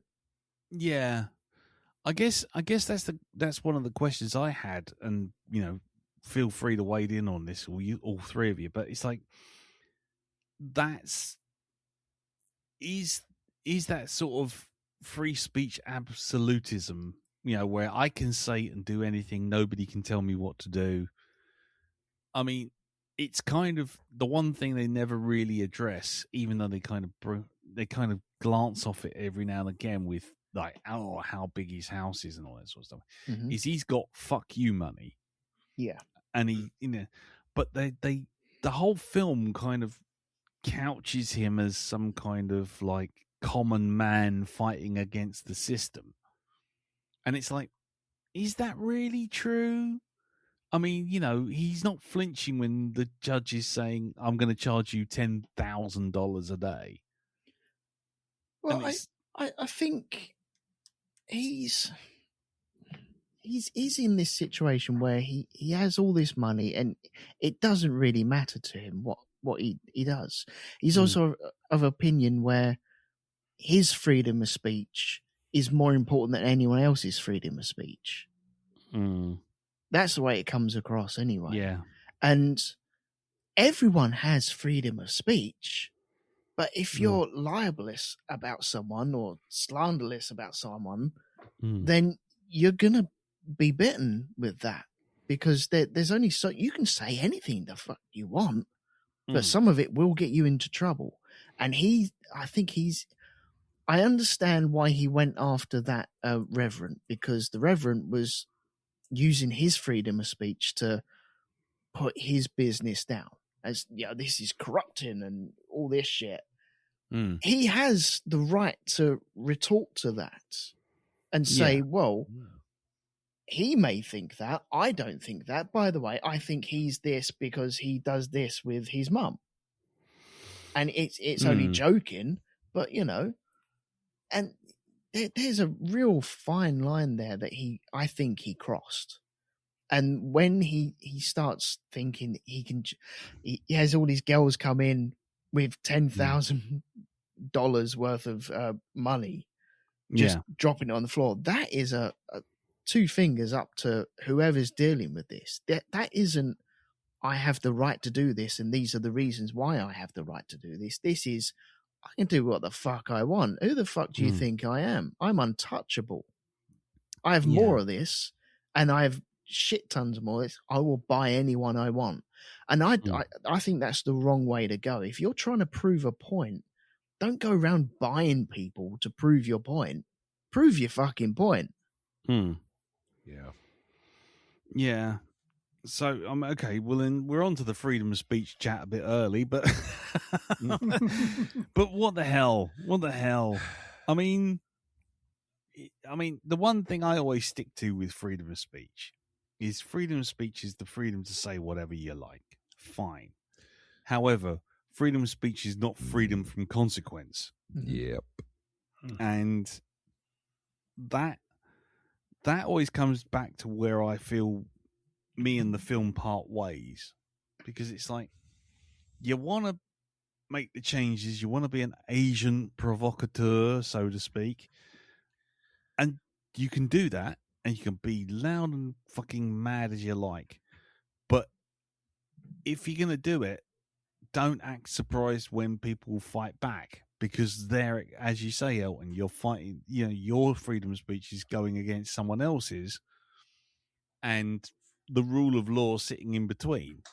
It's just, I don't know. To me, it feels a little uncomfortable when he does just sort of rock up and he's doing all this, hey, fuck you kind of thing. I'm wearing a flag for a diaper and all this sort of thing. And you think, yeah, fine, whatever, do what you do. But it feels like he's doing it to deliberately shock and provoke. And the question I probably have for you guys is is that is that a point? Does that make a point? Does it does it really push things forward, or does it just make everyone just go, I'm not listening to this twat? Where the First Amendment is concerned, there is an absolutely fantastic episode of Last Week Tonight with John Oliver. The show was being they were being threatened with a court case because they were investigating this one guy who basically slapped this lawsuit on them, and it would stop them from talking about him and mentioning it. And what they did was they used their First Amendment rights, which was basically they can say whatever they like about him as long as it's so fantastic it can't be true. So they started saying he started things like World War II and making a joke out of it. They got a whole song and dance number out of this. It was absolutely brilliant to watch, you know? Yeah. So this is where the whole argument about the religious guy sleeping, supposedly sleeping with his mum was concerned. It's like this guy is so... shall we say, people view him as so good that they would never believe that he could do such a thing. So this is how they kind of got off in the end with not being persecuted for that kind of thing, because First Amendment rights, they proved it. I mean, Edward Norton's character, you know, does the work where that's concerned and convinces them that they shouldn't be charged, you know, in the appeal. So, yeah, if I get the link for that episode, because it's on YouTube, the whole thing, right? It gives context to what they're talking about, and then it gives this wonderful little section at the end of the show. Absolutely brilliant. Really, really well written. I mean, his whole point was about freedom of speech, but as you say, freedom of consequence, or should I say freedom from consequence for your actions, there is that as well, which is something you see used a lot these days, whereas it used to be, it's a free country, I can say what I like. Nobody used to bring up that other thing, from what I remember anyway, about not being free from consequence. Yeah. Because the freedom of speech thing can get out of control. So it's like, if you're going to start slapping, is it really freedom of speech? It's a double-edged sword.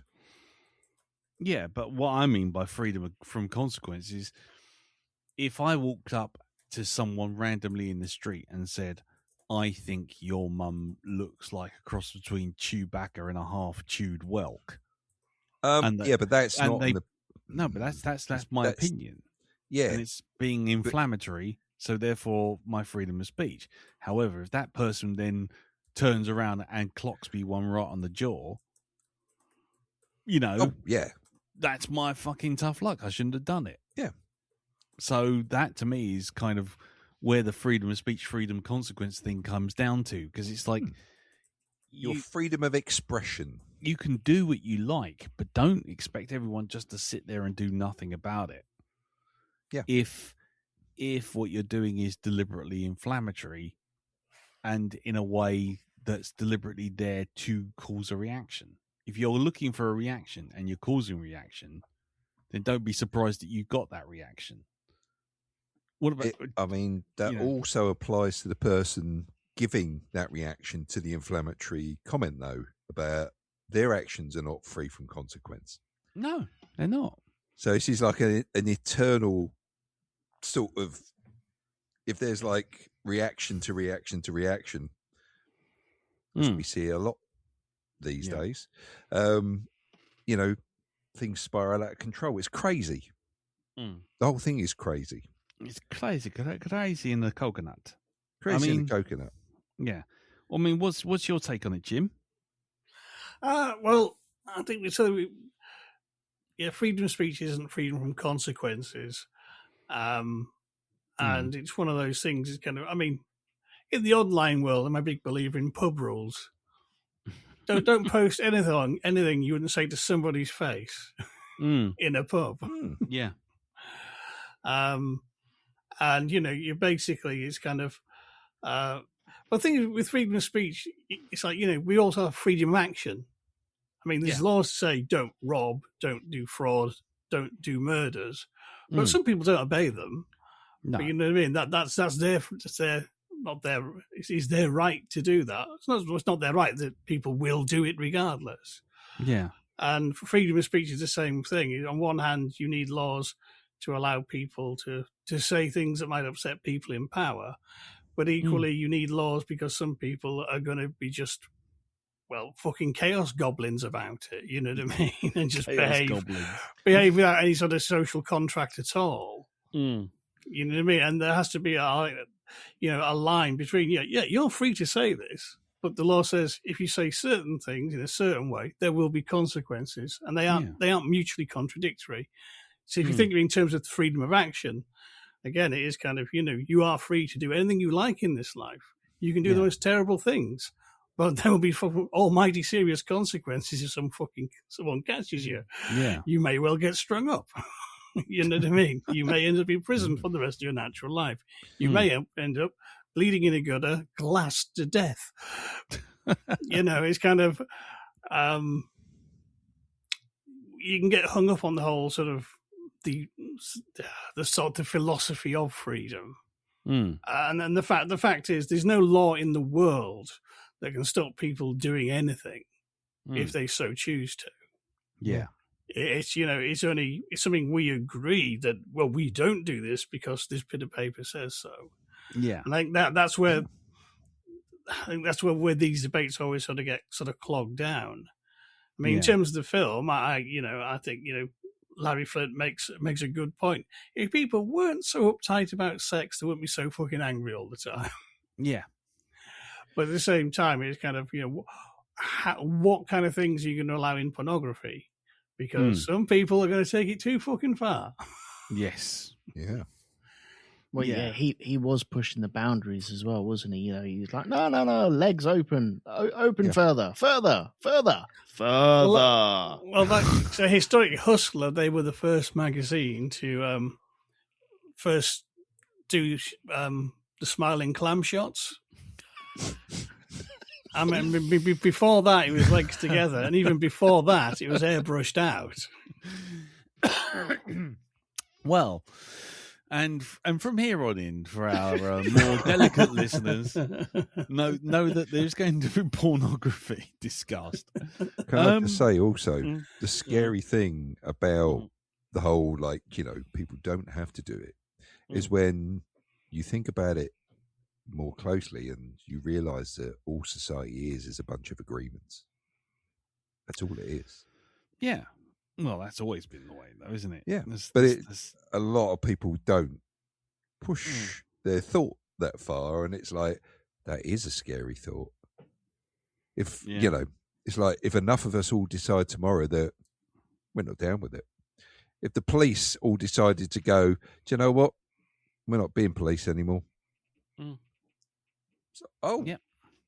Well, that's how certain countries fall into extreme fascism, isn't it? Yeah. But yeah. I wanted to ask Jim. Yeah, sure. You said about chaos goblins. I love chaos goblins. That's such a great line. I have written that down.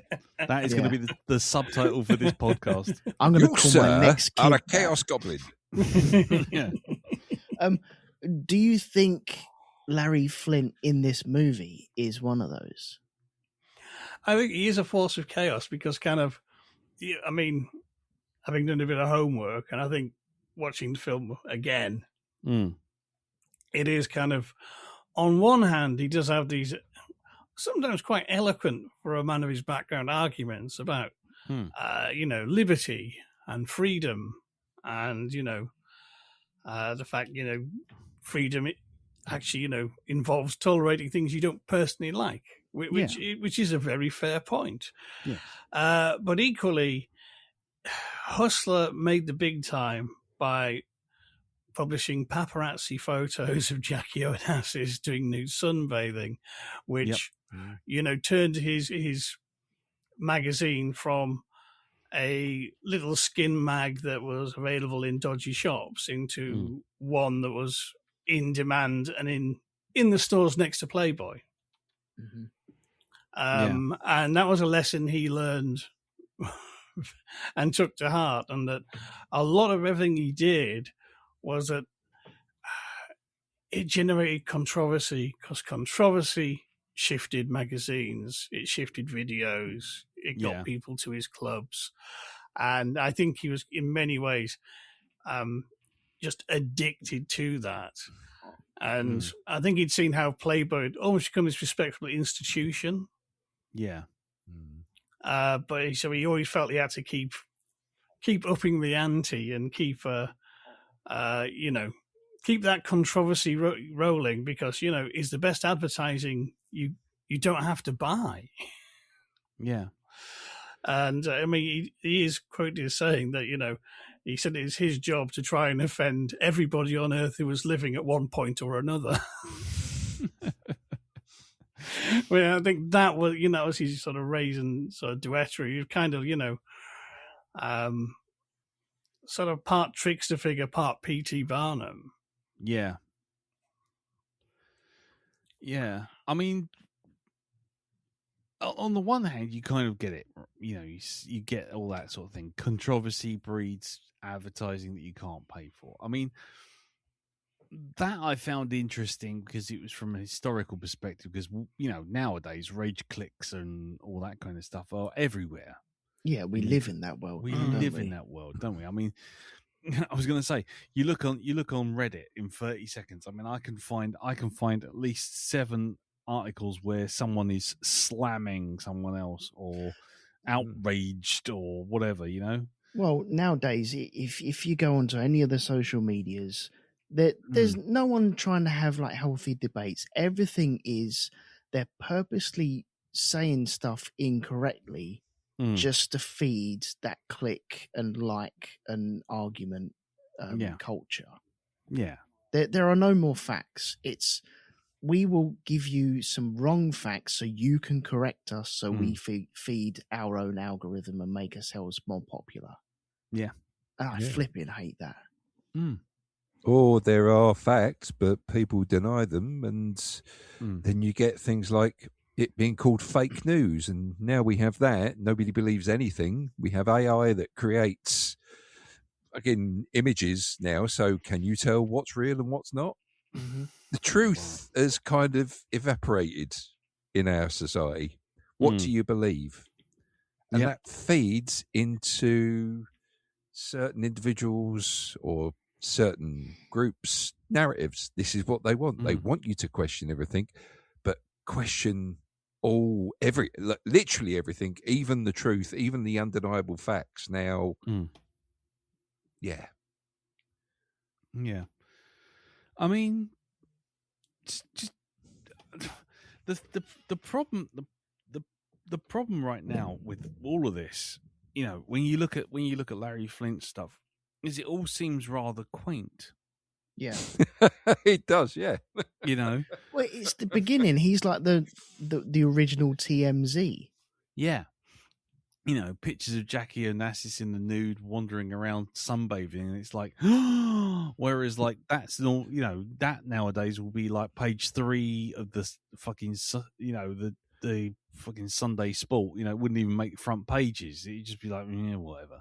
Could I just say, I love that guy that got it, who's going, I had to wait for 12 days before this happened. Hiding in this fucking bin over here in a bush. But just coming away from that for 1 second, I mean, how do you think the film's supposed to make us feel about this character? Because the one thing I've found the most hard to deal with, I mean, the discussion about like, sort of censorship and all that kind of stuff is all, is all relevant and really interesting. But on the one hand, it's kind of like I say, they kind of whitewash him a bit. He's given this kind of Robin Hood vibe that, you know, he starts off doing moonshine and beating up his dad and all this kind of thing. And then, you know, jump forward a little bit and he's running a strip bar, but you know what? He's a cheeky chappy. And then then Courtney Love turns up and goes, oh, you know, I've heard you've slept with every one of the girls. And it's like, right. And they were all just taken by his charm and verve, were they? Mm-hmm. And his wit. And then it's like, yeah, there's stuff there. And then all of a sudden it's like, next thing you know, oh, they're banging in his office. And then it just jumps straight to, oh, I've got an idea for a magazine and here's a flyer and here it is. And at no point does the film it never seems to stand in judgment of him as a person, not necessarily what he's doing, because you know there is, like I say, there's a sort of an argument to be had about sort of like, you know, is his freedom of speech, you know, was it groundbreaking? If it wasn't for him, we wouldn't be able to sort of do X, Y, and Z. But when you sort of look a little bit, you take a step back and you look at the character, you look at him, you go, okay, yeah, you might want to be all, you know, kooky, charmy, smarmy, you know, oh, he's a bit of a pervert, but isn't he quite funny? But then you look at some of the stuff he's doing and you're going, to me, that smells like it smells like sexual abuse of pretty much everyone within like 100 yards of him, who's female. And it's like, you know, I get the whole thing with, you know, open your legs, all this sort of thing. What are we doing, a flower show? I get all that sort of like breaking the taboos.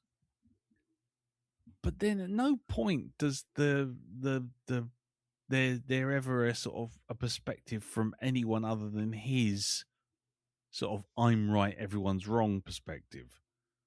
And you know, like, does the photographer turn around and go, "Fuck me, mate, this is a bit much," or does the model just go, "I didn't really want to do it, but he made me do it"? Do you know what I mean? How does everyone else feel about that? Because I came away thinking, okay, the film is definitely trying to make us like him from an American version of the gall blimey cheeky chappy in E1.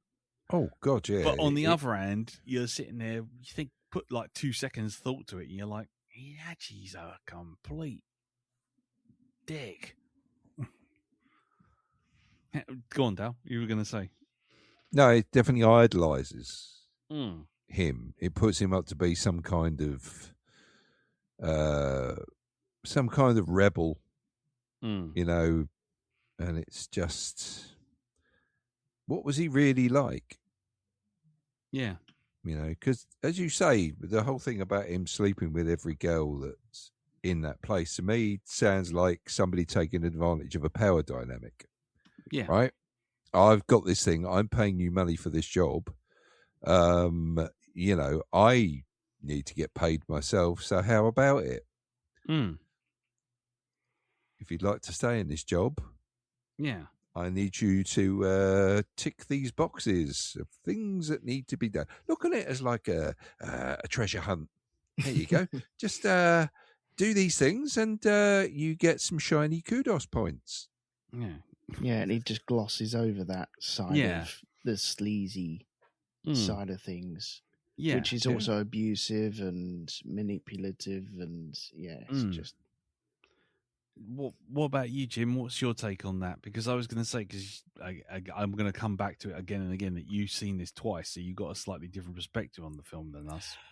Well, it's not the first time I watched it. You do come across kind of like, oh, he's quite, you know, interesting fellow, this Larry Flynt.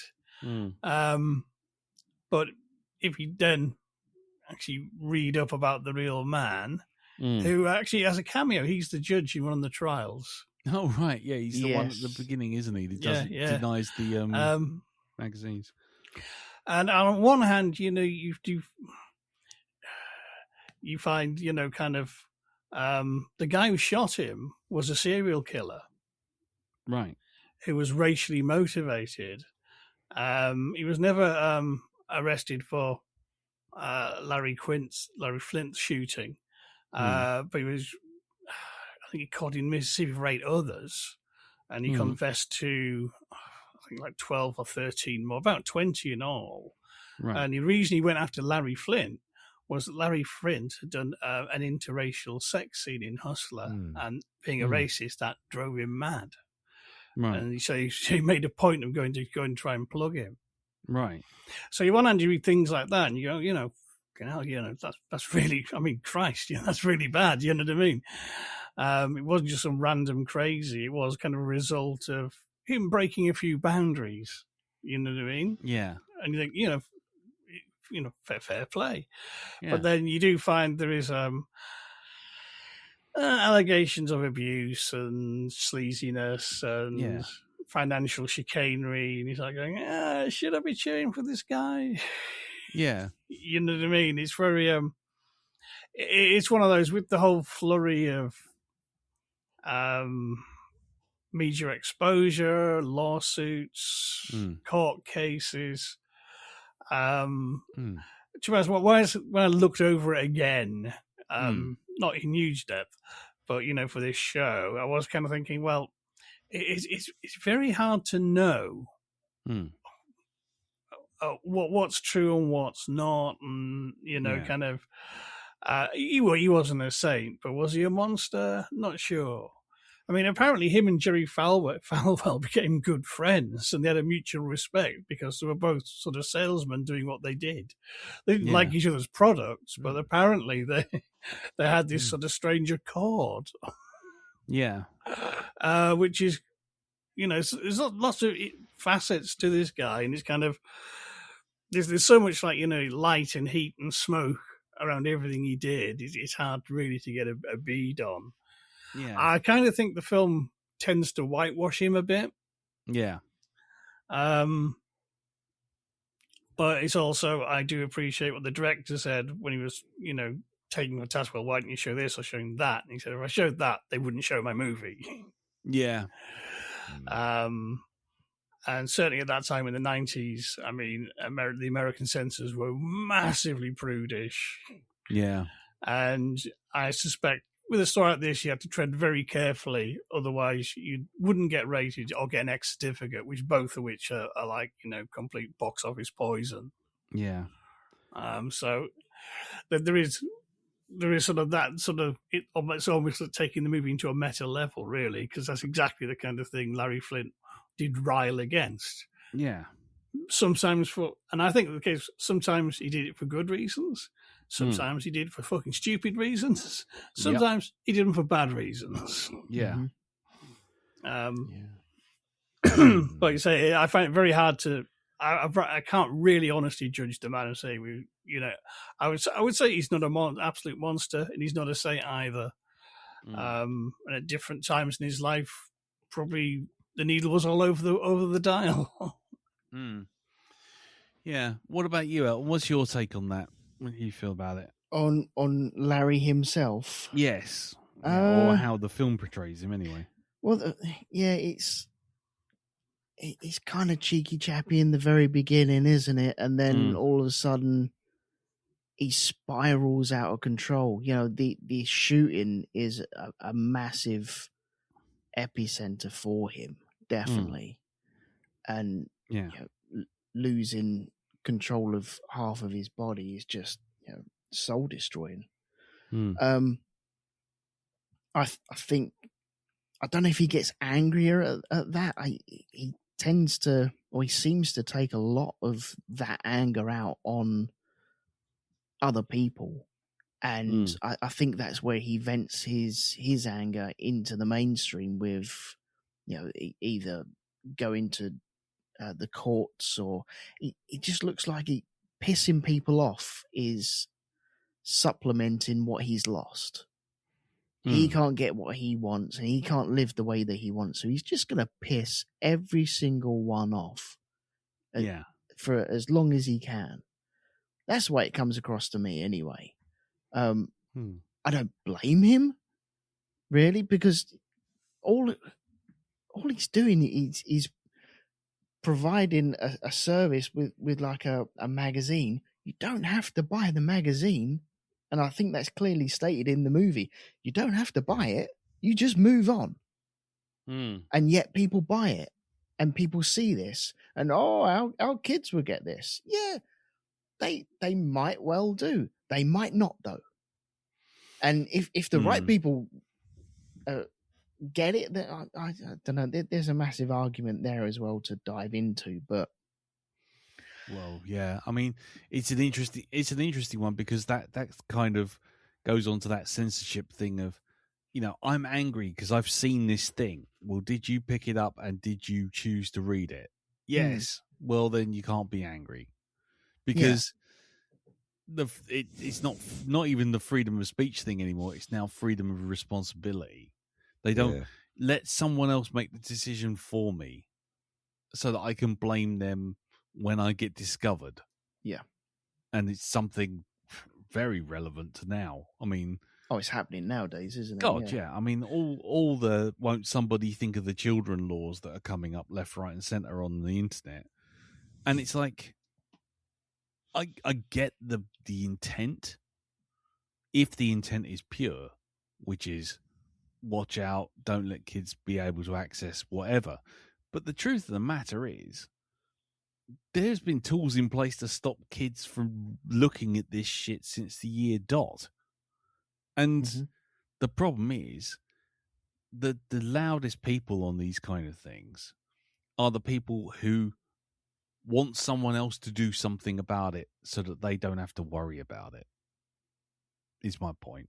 It's like, you get these mums and dads who are sitting in in a fucking harvester or something, and then then as the kid kind of plays up, rather than deal with the kid, rather than jolly the kid along, we'll hand the kid a fucking iPad or a phone or anything and unlock it for them and then just carry on eating their meal. Yeah.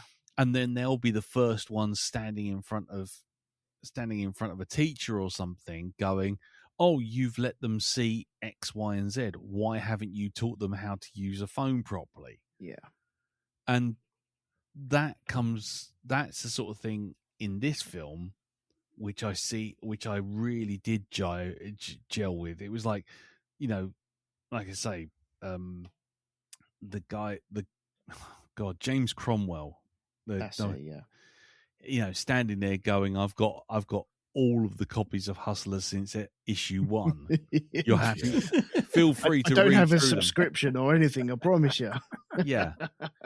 And then he's being outraged by them. And it's like, well, you're outraged by them, and yet somehow you've bought how many thousand copies? How many hundred copies? And, even to the point which I thought was really funny, where he actually, the other guy goes, is that the Tin Man? And it's like, yes, it's the Tin Man, and that's his penis. It's like, would you like to describe what Santa Claus is doing in that picture? Exactly. And that's the bit I really enjoyed, because that really punctures that hypocrisy of these moral guardians. But the problem is that you have to take the salt with the sweet, which is that you're doing that, and it's painting Larry in this really positive, heroic light. Yet clearly he's not the clean white knight hero sort of riding in to defend everyone's right to.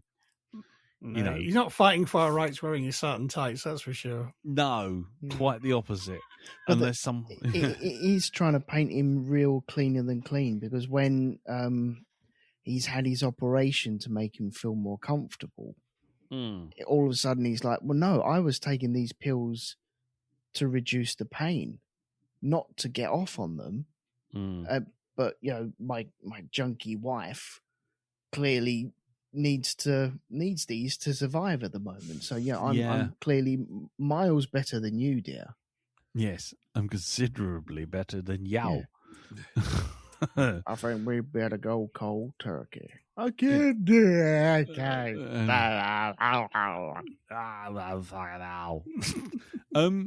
Okay, let's get the elephant in the room out the way as well, because I'm acutely aware we're running out of time. Courtney Love, how do we all feel about her as an actress? Can I go first on this? You can go first as Yeah. the official Courtney Love fan line. Okay. So I flipping love her. I think she's brilliant. Right. Just in general, she is mad. She's uncontrollable. She's a live wire. And just in real life anyway, from everything that I've seen all the way through. Yeah. Yeah, just untamable. Right. In this movie, there are moments where she's got the junkie shit down, probably because, being a junkie and all that lot, which is fine. You're allowed to bring your real life into art. And so she's got that patter. So that works really fucking well. Surprise, surprise, the junkie's really good at being a junkie. Well, do what you know. Exactly, yeah. I think she's very much clean now. Still scatty as anything, but clean. There are moments where she is acting and it is really good, but I think she got better all the way through this production, because at the very beginning there was really, really good bits, but also a couple of moments where you're like, ooh, okay. And I've heard reports that she is really, really good before I saw this movie. Yeah. Now I'm just wondering whether they're really, really good for Courtney Love or really, really good because she's a really, really good actress. I'm not quite sure where that is. Right. I think some of that is column A, bit of column B, but I think she's really, really good all the way through it. Oh, there was something I was going to go, and I kept saying really, really good for no reason whatsoever, and now I've lost it. Damn it! It reminded me of I mentioned this last week. I don't know if I did it on air or not, but the review, the video review of Supergirl, where they say Jason Momoa is really good as being Lobo, but we're not entirely sure whether or not he even knew he was being filmed. Yeah. That was it. I mentioned in the green room after last week's episode. Yeah. I'm not too sure if this is the reason why she disappeared from movies, or whether she was trying to get sober or making music or what. But there was an interview a little while ago, 2005, I think it was, and it's just like a red carpet snippet. Yeah, where they ask, for now that you're an actress in Hollywood, what would you recommend to other aspiring actresses coming up and coming through the ranks and trying to learn their craft? Yes. And she just blatantly turned around and said, if there's a party that's being hosted by Harvey Weinstein, don't fucking go. Don't fucking go. And she fucking knew. She knew. Oh, yeah. And I don't think she gets enough props for this at all. She called it out there and then, as loud as you possibly dare at that time. Yeah. Because you never know, you might fall through a window. These sort of things happen. I think they've happened recently on certain people. I won't mention it at the moment, just in case I fall through a window. But she put it out there way before anyone else, and I don't think she gets any props for that at all.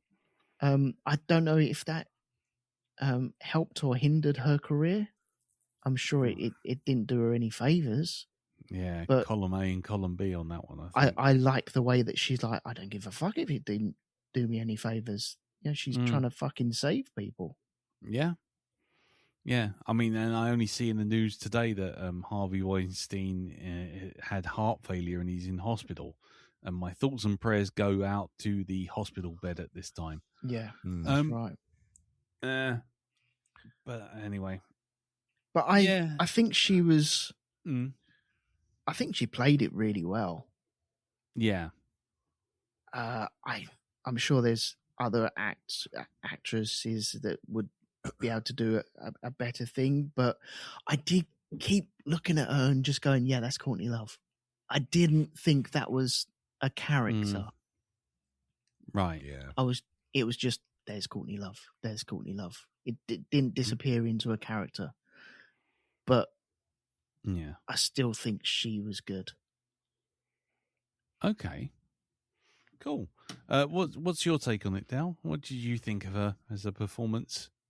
Yeah, like I said earlier, she was good, really good in some bits, and she wasn't so hot in others.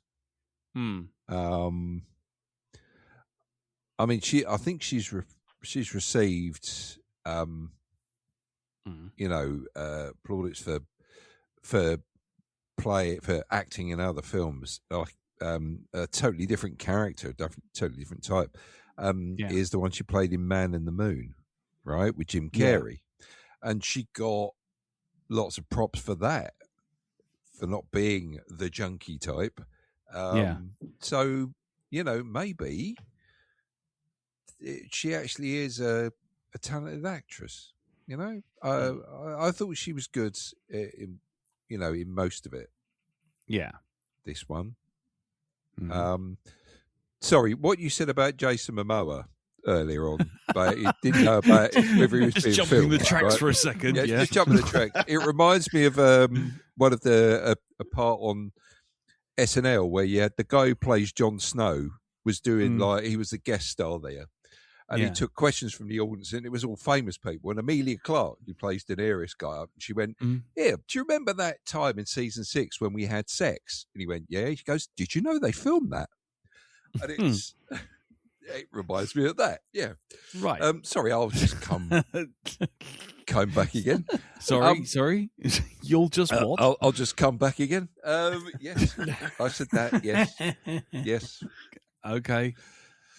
Right. Well, on sick minds, Mr. President, sick minds. Okay, fair enough. Man on the Moon was directed by the same person as Milos Forman, yeah. Oh, well, there you go. Who also directed one of my favourite films, was it One Flew Over the Cuckoo's Nest? Oh, right. But anyway, which is how come I said his name properly without going Milos. Because I actually knew the director's name. Jim, your thoughts on Courtney Love?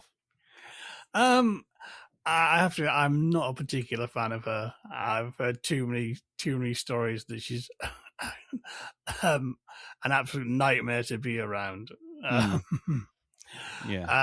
But I mean, it'd be very easy to be cynically go, "Oh, playing a junkie, not a stretch." But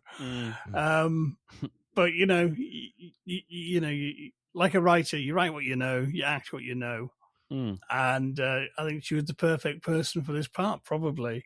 I mean, because I know her very, very well from when she was like a nobody, just when her band Hole had just got like a 2-inch write up in Melody Maker. You know what I mean? It was hard for me to see her disappear into the role, but I think it's a hell of a performance. And I think if you're not, say, as familiar with 90s music and the 80s alternative as I am, other people wouldn't have that problem.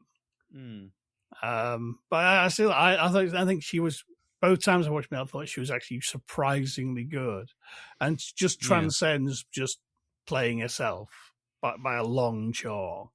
Yeah. I think it is kind of just horribly tragic what happens to her, Yeah. Yeah. I must admit, I mean, speaking for myself, I thought her performance was really good. I did find the character themselves kind of annoying. but then once I'd kind of made my peace with the fact that the film was being ostensibly whitewashed or skewed, I kind of went, well, okay, fine, it is what it is, and these characters are going to be how they want to portray it. Yeah. But I don't feel like I'm sort of going, oh, I don't feel like I'm kind of getting to the bottom of the character, but I found her interesting in the film. God's my brain. The only thing I would say again is as bringing up that bit about getting off the junk. The Woody Harrelson, I'll just do it, and it's like, as soon as it did that, that's when my brain went, okay, fine, we are in magic land now. There's no consequences for magical Larry Flynt. He's unstoppable and unapproachable, and it's like, no, he fucking isn't. Yeah, but doesn't that show you his type of mind? There are people that can just go cold turkey and get off it because they're that fucking self-inflicted and mind right that they can actually do that. So maybe he's just one of these guys he puts his mind to it. No, that's what I want to do. I want to create a magazine. I want to do this. I want to do that. I want to be with this woman. And then I want to jump off drugs. And okay. It just seems easy for him. Does anyone else believe that, though, here at this table? Because I don't. No. I take what you're saying, Elton, but it just doesn't ring true to me. That someone who's, again, you probably need that time card really, but someone who's sitting there being force-fed drugs day in, day out for every single tiny pain he's got because he's in constant and endless pain. It's like, really? He just magically got off them just by going cold turkey. It's like, I feel the hand of Flynt on the actual dialogue, on the thumbs on the scale on this thing, which then makes But it's also he'd been addicted to amphetamines before he was in the wheelchair. Apparently, he was working like 20-hour days when he was running the clubs. Yeah, and he had assistants. Yeah, Mr. Adderall. Yeah, assistants that gave us little pills and powders. Yes, exactly.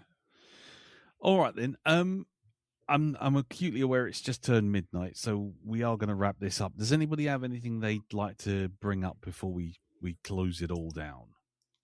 No, I'm going to leave it there. Okay, fair enough. Jim? I really enjoyed going back to this one. And I think it's one of those films that kind of I got a lot out of going back to. And I still think it has some. And I know it is a bit of a whitewash job, and it skips an awful lot of things. But at the same time, I think it has a lot to say. Yes, and I think wisely, it's a film that doesn't try and present answers, because there are no easy answers. I mean, if it ended like the Laundrette, wherever it was. Oh God, yeah. You know what I mean? with the real Larry Flynt, sticking a dishcloth with his head and holding up a mop and being the Statue of Liberty and giving a speech, you'd be like, "Fuck off!" Yes, indeed, I would. I like the open-ended nature. I like the fact that it tries not to moralize, because I think the whole what Foreman was really getting at was kind of as long as it stays within the bounds of the law, maybe if we don't like it, vote with your wallet, vote with your eyes, and you know what I mean. It's not for me as a filmmaker to tell you he's good, he's bad, what he's doing is good, he's bad. That's a question we've all got to thrash out ourselves, individually and collectively. Cool. Yeah, I agree. It's you can get presented with these things and you just go, right, fine, you can make a judgment call based on the film, but the message at the end of it is, that freedom of speech doesn't require policing, but it certainly requires awareness, and censorship should be fought on every count, because once you let someone else dictate the narrative, you've lost autonomy. And even if it's just choosing a different newspaper to read, or going to a different website, that's your choice. As soon as you allow censorship to start running things, you no longer have choice, and then that's the end of that. And I think that message inside this film was pretty strong, and I really did gel with that. So that was the thing that kind of carried me through even the weaker moments, because I really dug it. Also, it's worth the price of admission alone for his parents turning up at his house. That's a fantastic sequence.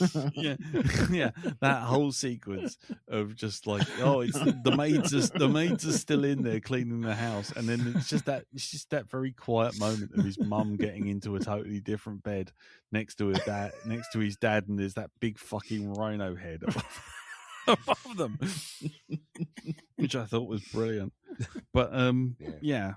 But there you go. Anyway, right. I tell you what then, unless anyone's got any last thoughts, we'll wrap it up there. Brilliant. Okay then, fine. Well, if anybody else has any thoughts, anyone wants to leave any feedback, anyone's seen this film or has any extra bits and pieces they want to throw in on the freedom of speech thing, though, if Elon Musk is listening, fuck off, mate. Like he's going to be listening to this. But anyway, yeah, the usual channels, the Facebook group, facebook.com/group/the Black Dog Podcast, or you go and send us an email, which is feedback@blackdogpodcast.com. Right, it's my choice.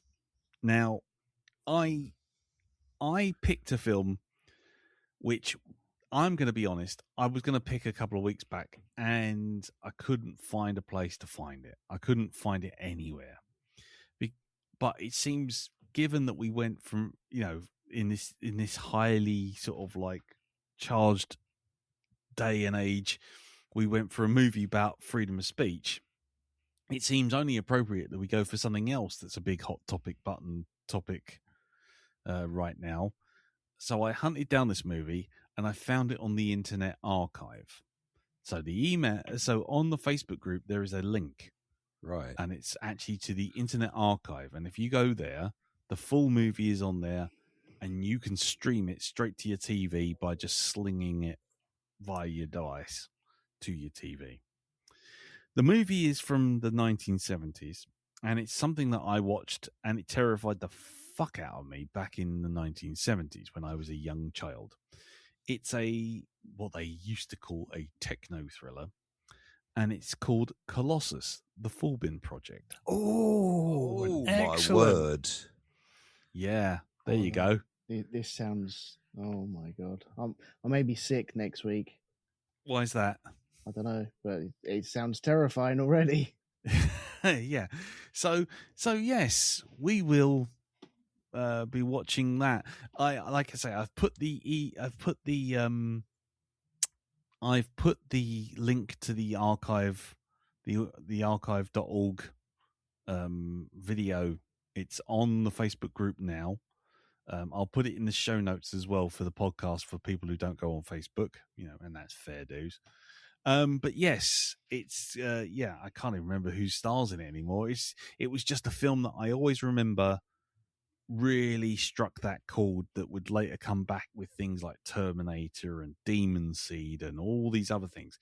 That AI, that computers may just one day take against us if we give them too much power. And this was the first film I remember doing that kind of thing. So we will be going to that. Darren, I guess from your reaction, you've seen this film. Yeah, many thousands of years ago. Yes. I'm kind of worried about watching it, if I'm honest, because it might not necessarily live up to the hype. Are you looking forward to it? Yeah, I am. I think it's probably going to be one of those sort of films that governments need to be sat in a room with and lock the doors and just, that Clockwork Orange thing where they hold their eyes open with the metal clamps. Ludovico technique. Exactly. I think they need to have this shown to them and then say, right, so how do you feel about AI now? Yeah, exactly.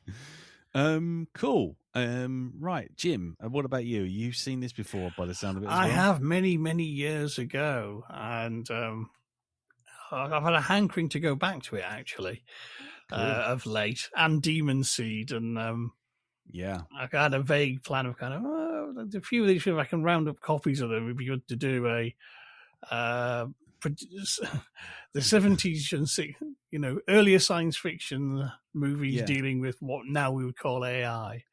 Yeah, that can be making for an interesting podcast series or an article. Yeah, so exactly. But the Forbin project, I was kind of, I remember that was a good one. That was a really clever one. Yeah. So looking forward to it. Excellent. And Elton, I'm guessing you haven't. No, never seen this at all. I'll be going first next week. Right, okay. Fair enough. Well, so there you go, ladies and gentlemen. When we come back next week, we will be doing Colossus, the Full Bin Project, which is available absolutely nowhere streaming except for archive.org, and the link will be in the show notes and will also be on the Facebook group. Right, so before we go, let's always go over to the Pimp's Corner. Jim, what's happening over at hypnagoria.com? This week I just released a commentary in Commentary Club on Metal Lords. Yeah, great. And a reading of an M.R. Jamesian ghost story called The Dabblers. And coming out this weekend is the next part of my little kind of summer season on One Season Wonders. Lovely. Which we're talking about the man from Atlantis and how a lot of people got banned from swimming pools that summer. Yeah, going around with plastic bags on their heads pretending they had flippers. Yeah, exactly. And yellow pants. Nobody should wear yellow pants ever at a swimming pool. Cool. Elton, what about you? You can hear me talking about cars going around in circles on the Grand Prix podcast. Brilliant. And what about you, Dal? Nothing. Brilliant. I'm going to keep asking. Nothing. I'm going to keep asking until one day that changes. Yeah. Yeah. There you go. Yeah. Right. Well, you can find me mainly on Blue Sky now. I'm back on Blue Sky and more on Force. So you can find me at cartoonbeardy.bsky.social. Either reposting other people's art or posting up my own. And yes, that's about it. So until next week when we come back for the Full Bin Project, thank you very much for listening. Thank you, Jim. Thank you, Darren. Thank you, Elton. No problem. And we'll see you all next time. Until then, take care. Tatty bye. Bye-bye. Bye-bye. Ta-da.